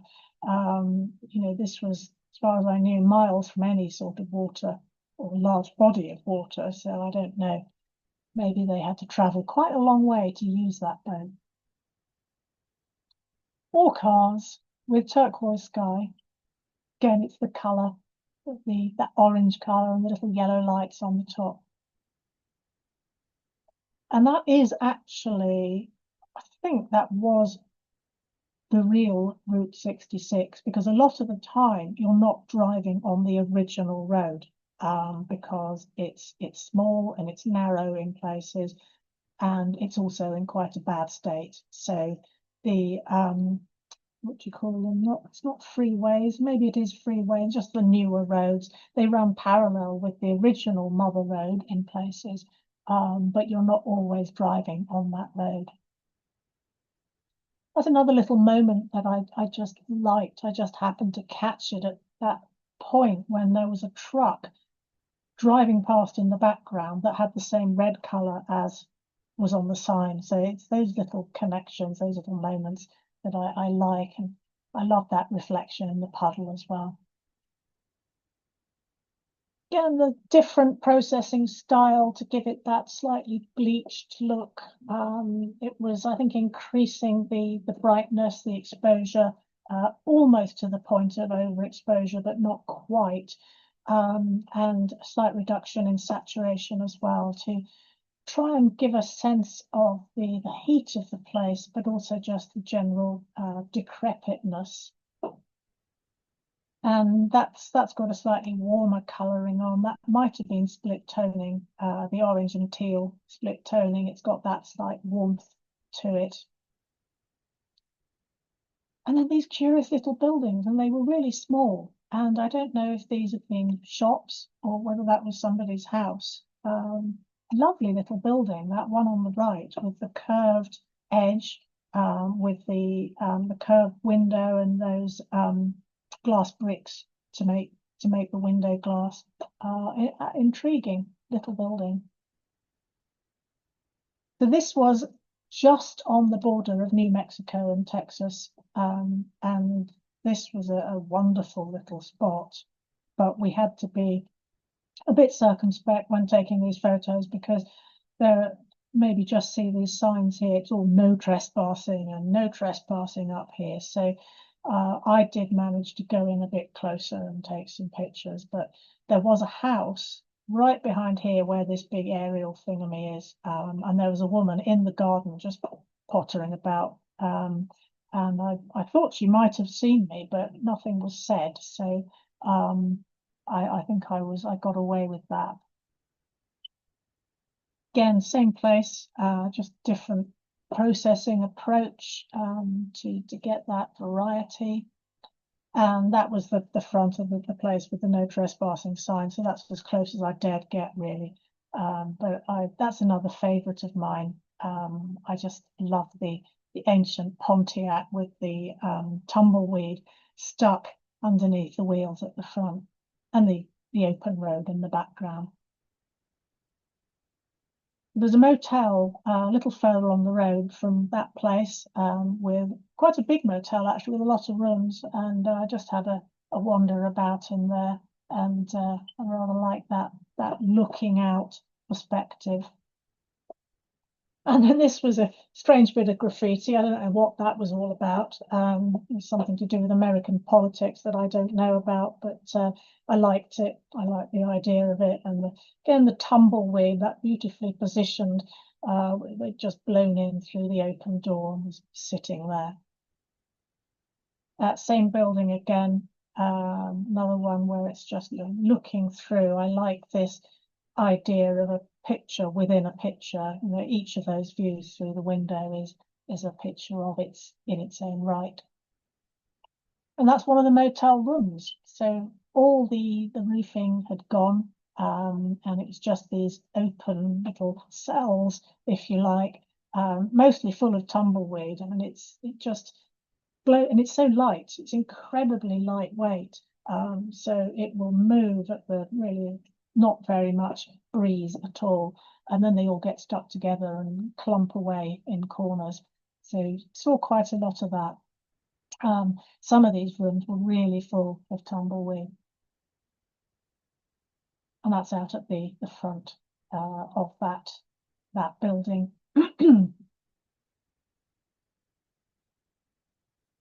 Another all British people seeing a sign that says snakes, that was just lying on the ground, and everybody had to come along and take a photo of that, especially rattlesnakes. It's not just any old snake, it's a rattlesnake. And the classic Blue Swallow Motel, which is still open for business. We can stay there. Very sadly, we didn't. We were just in a boring generic motel further up the road. I wish they booked us in to this place, because it was absolutely gorgeous. Those are a couple of the rooms, and I went in with one of the other chaps on the trip with me called Tim, and we were talking to the owner. I think his name was James. Lovely chap, running the place with his wife. I think he'd been there for quite some time. And it just would have been so good to stay there, but sadly we didn't. So this is an amazing shop. It was full of all sorts of tourist tat, as we were calling it. We were competing with one another to see who could purchase the most tat. I think I might have won, actually, because I have a real predilection for fridge magnets. I always like to collect a magnet from anywhere I visit, and there were lots of things that, again, I'm thinking I could use in my book, so I was buying quite a few bits and pieces. A lovely evening in Tucumcari. This is sort of early evening, late afternoon. Another one with the split toning. I think it really gives that nice vintage feel, sort of 1970s quality to the image. I thought it worked quite well for a lot of these. And then going the other way with this, the crazy Wes Anderson colouring, which just suits some of those particular scenes. That was the diner. We went back to eat in a bit later in the evening, but this was just me pottering about on my own, taking some photos. And I loved this amazingly pink building, but everything that was behind me was reflected in the glass window. So again, it's that idea of a picture within a picture. Another of those wonderful signs. I found that the sentiment quite amusing. Interstate, that's the word I was looking for. So there's the boring old interstate, which is big roads that you can just whiz along, or there's the far more interesting original Route 66 with all of these wonderful motels. And that was the same place where they seemed to have quite a fondness for pink flamingos. So there were a number of those dotted about. You see there's another one in the flower pot there. Again, this is a functioning place. This is somewhere you can actually go and stay.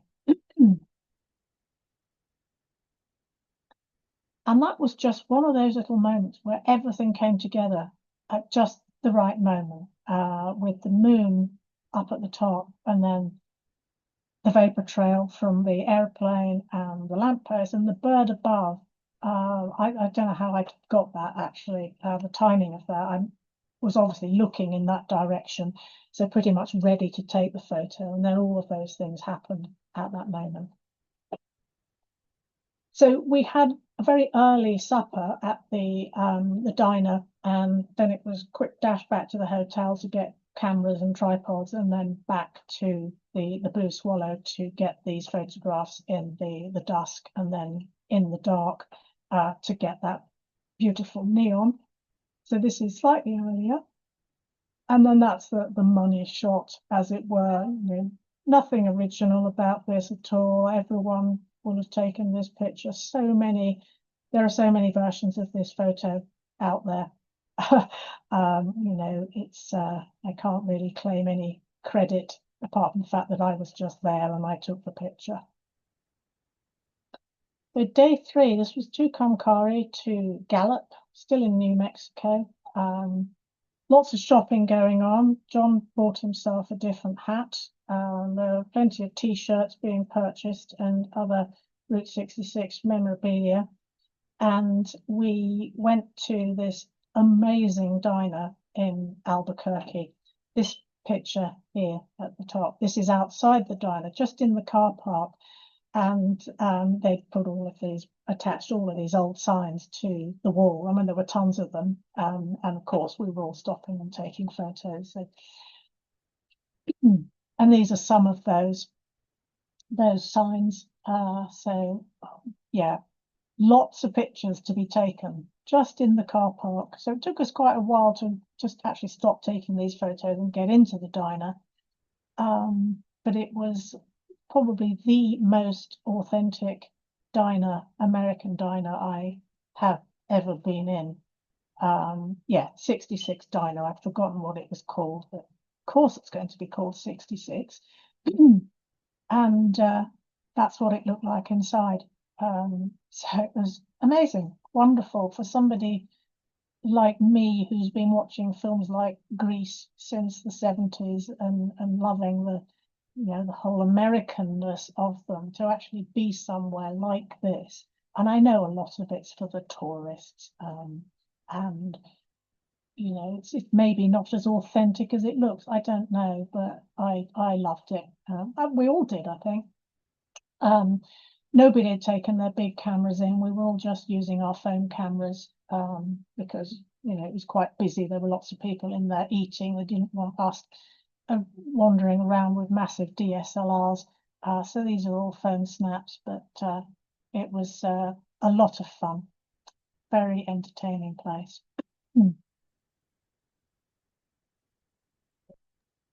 Viveca, can I just ask on behalf of the audience?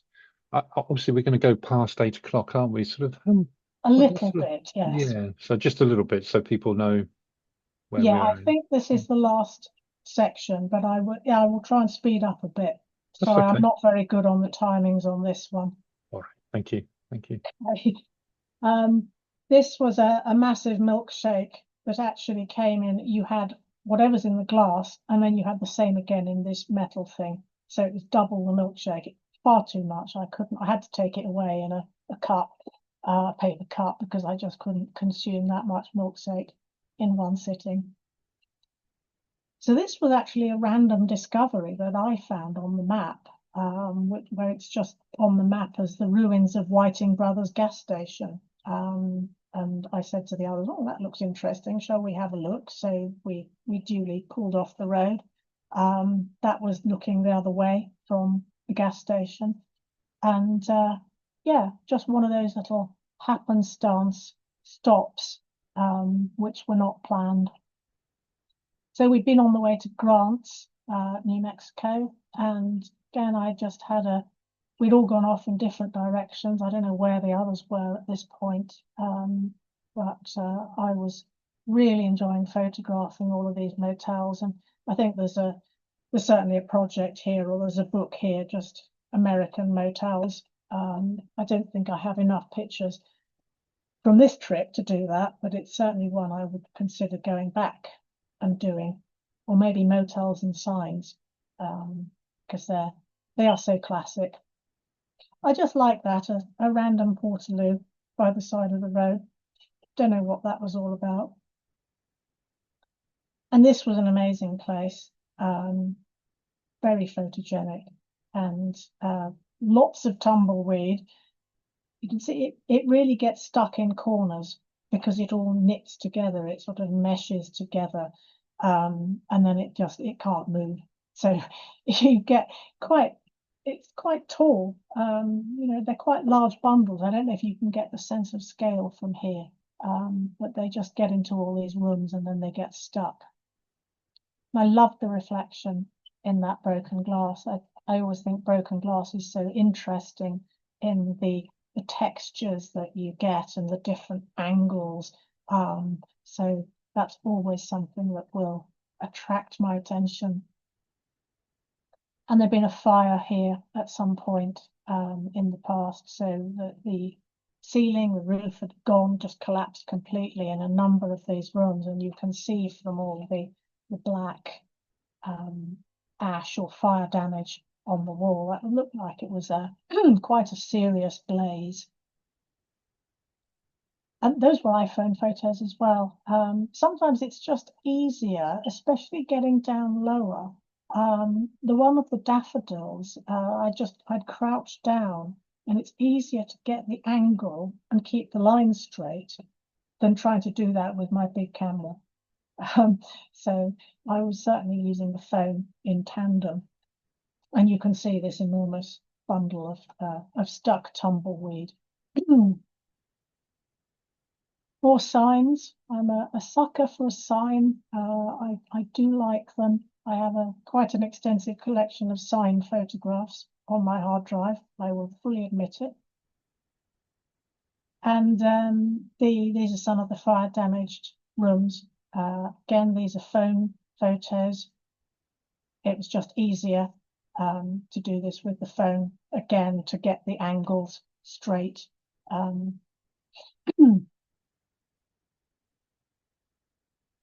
Actually, I haven't run over time because this is the last one. So this is one of those amazingly beautiful signs with all of this detail and texture and the color. And again, you just know year by year that's going to get more and more decrepit.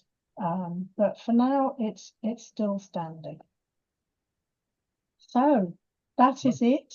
Whatchamacallit, QR code, well, if you have your mobile phone handy, that will take you straight to my Instagram page. And I am currently posting lots of these American photos on Instagram. So it's 2 trips. I'll do a few Route 66, then I'll do a few Montana and North Dakota. So we're going from snow to sun and back again. So if you want to see more of these, then do have a look at that page. But for now, I will stop sharing my screen and say thank you very much. Well, fantastic, Viveca. That was superb. What a trip, or what 2 trips, really. Yeah, and the amount of photographs, I can imagine the problem you've got making the selection from all those thousands. Tell me, when you were talking about the colour rendition earlier on in the postcards, was that the John Hind postcards that you were thinking of? Yes, John Hind. Yeah, and of course, that's the one. And that process is what inspired Martin Parr, of course, when he discovered those postcards when he was working at Butlins after graduation. So I didn't know that. Yeah, it's well, the John Hind postcards was quite an elaborate.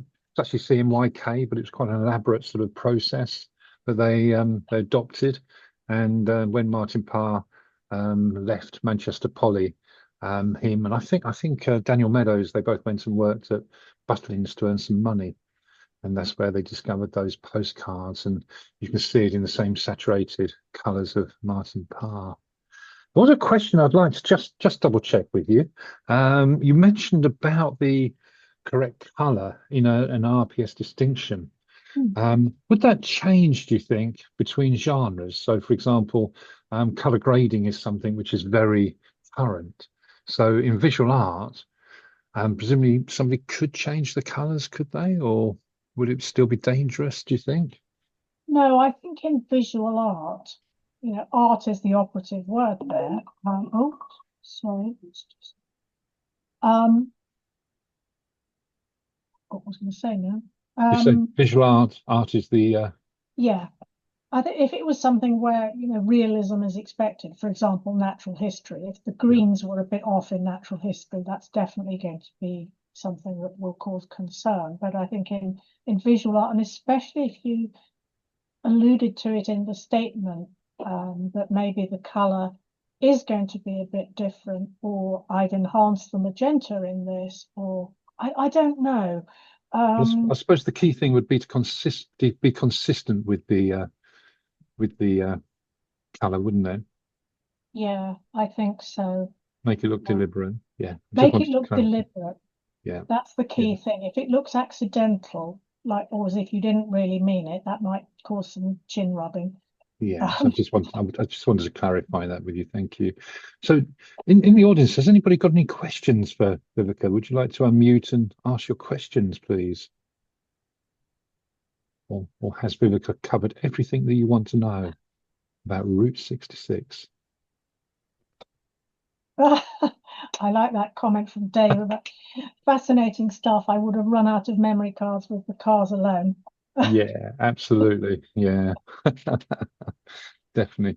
So Trevor says fabulous images, a fascinating talk. Yeah, it certainly was. David, fascinating talk. Thanks for sharing. Liz, wonderful images. Veronica, thank you so much, Viveca. So yeah, very popular, very popular. So yeah, well, I think, sorry. I was just going to say my comment would be it's really interesting to watch a presentation on how a person with an artistic background approaches a photographic project.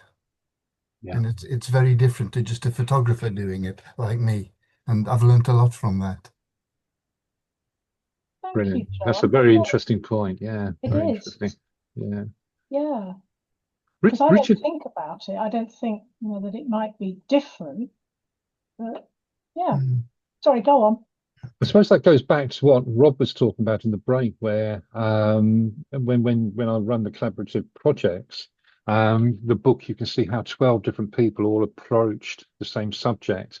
And that's the Roland Barthes camera lucida argument, where we're creating work based on our past experiences. So your past experience of making those pencil drawings and then seeing the scene in front of you jumps out at you, whereas maybe to somebody else it wouldn't. Yeah, exactly. Yeah, maybe.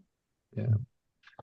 Richard Hall was asking what tuition was included in the tour that you went on, and was it helpful going in a group?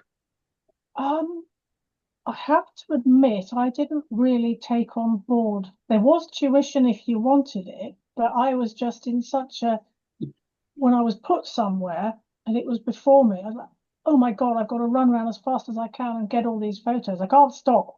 I can't stop for instruction. So I think maybe I did miss a bit of an opportunity there, because Paul and Michael are exceptionally good landscape photographers, and the processing skills that they have. I've done a couple of their online workshops on processing images, and they are fabulous, and I've learned a lot from them.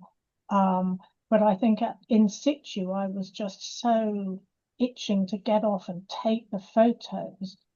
Probably the tuition I took on afterwards in those Zoom talks, workshops that they were doing. But there were a couple of photographers who were, I think they just wanted advice or tuition about certain things. So they were spending time talking to Paul and Michael about it. But I was just getting stressed about stopping. I just wanted to go and take the photos. Yeah. I might have missed something there. Well, that's how it goes, isn't it? Were there any other photographers that inspired you? So, for example, lots of these scenes we can see in the work of Stephen Shaw. Oh. Do you know his work? I'm very chuffed you said that, because I love Stephen Shaw's work. Right. And his book, A Road Trip Journal, is the sort of thing, the kind of book that I would like to create with my own with this trip, Route 66 in particular, because he was including receipts from meals he'd eaten and from the motels he'd stayed in, and he would photograph every motel room. So I've done that with all the motel rooms. So it would be a nod to him. You know, I might do it, I might not, but I'm very chuffed to be likened to Stephen Shaw in any way. Is the work that you've shown us tonight what you'll be using in the photo book course in January? Oh, I don't know. I hadn't thought that far ahead, Stuart. Because lots of it isn't ready yet. This is just a fraction of the images I have. Right. So I might go for something not quite as massive. You know, I might make it a smaller project, but I might wait and see what you're proposing. Yeah, I've got a few ideas having seen what I've seen tonight. So well done. All right. So, brilliant. Well, I could sit here asking questions all night. Anybody else got any other questions they're burning to ask? Otherwise, I'll tell you what we're doing next month. Just for perspective, Viveca, I realised that it's 55 years since I travelled Route 66 on a Greyhound bus. Wow. And actually, a lot of those decrepit motels, as from my memory, which is pretty vague, were pretty much all in operation. Did you stay in them, Mark? No, we pass and stay in the towns. Right, fabulous. I did see the pub. What was the pub called? The First State Bank of Buffalo, and I wondered where Weatherspoons were. So, well, look, I think it's been a marvelous evening, Viveca. Thank you very much, and thank you for sharing the work with us. And when you've got part 2 ready, you'll have to let us know, and we'll get you back to do that. So thank you very much. All and right. and everybody, thank you very much for joining us. So, thank you, Viveca. Yeah, brilliant. Thank you, Viveca. Thanks, it was great. And love to come to the next one. Definitely. Okay. Thank I'll you. keep you posted. It might be a while. I've got a lot of work to do. Good luck and happy Christmas. Thank you. Yes, yeah, happy Christmas, everybody. And thanks for being here this evening. I've really enjoyed it. This is a very new talk for me. This is only the second time I've presented it, so it's new to me. But yeah, I've really enjoyed it. So thank you. Brilliant. Thank you very much, Viveca. Thank you. Thank you. Thank you, Viveca. Yeah. Thank you. Just to let you know, next month, I think it's January I should be prepared, but I think it's when is the talk next month, Richard? Can you remember the date? That's bad news, isn't it? I should have been prepared. Let me just find out what's on. I'll be back in about half an hour. I'm just on the RPS website trying to navigate it. Let me just find out. East Midlands, there we go. So so the 11th of January, 6 p.m. Slightly different. It's going to be more of a sort of interview technique where Richard is going to be with us, Richard Hall, and we're calling it One Thing Leads to Another. So there'll be quite a variety of images. A lot of talk about photo books, I'm sure, because Richard and I talk about photo books all the time. And theatre and sport. Does that sound about right, Richard? You're muted, by the way. We'll make sure he's not muted on January the 11th. Sorry, yeah, bit of dance as well. Bit of dance, of course. Yeah, bit of dance. So I will let you all know. I'll send you the link to that. So if you want to join us in January, I think you'll find that inspiring as well. So thank you. And once more, thank you very much, Viveca. And I'll say good night. Thank you very much. Thank you very much. Thank you very much indeed. Lovely. Thank you, everybody. Bye-bye. Thank you very much. Bye-bye. Bye-bye. So I'll be in touch, Viveca. I'll email. Okay, Stuart. Thank you very much. Thanks ever so much. It's been great. Bye-bye Bye, then. Jordans. Bye-bye. Bye. Bye, George. Bye, everybody. Bye. Oh, it's like that program we used to watch when we were children, wasn't it? Good night, everybody. Bye-bye then. Bye.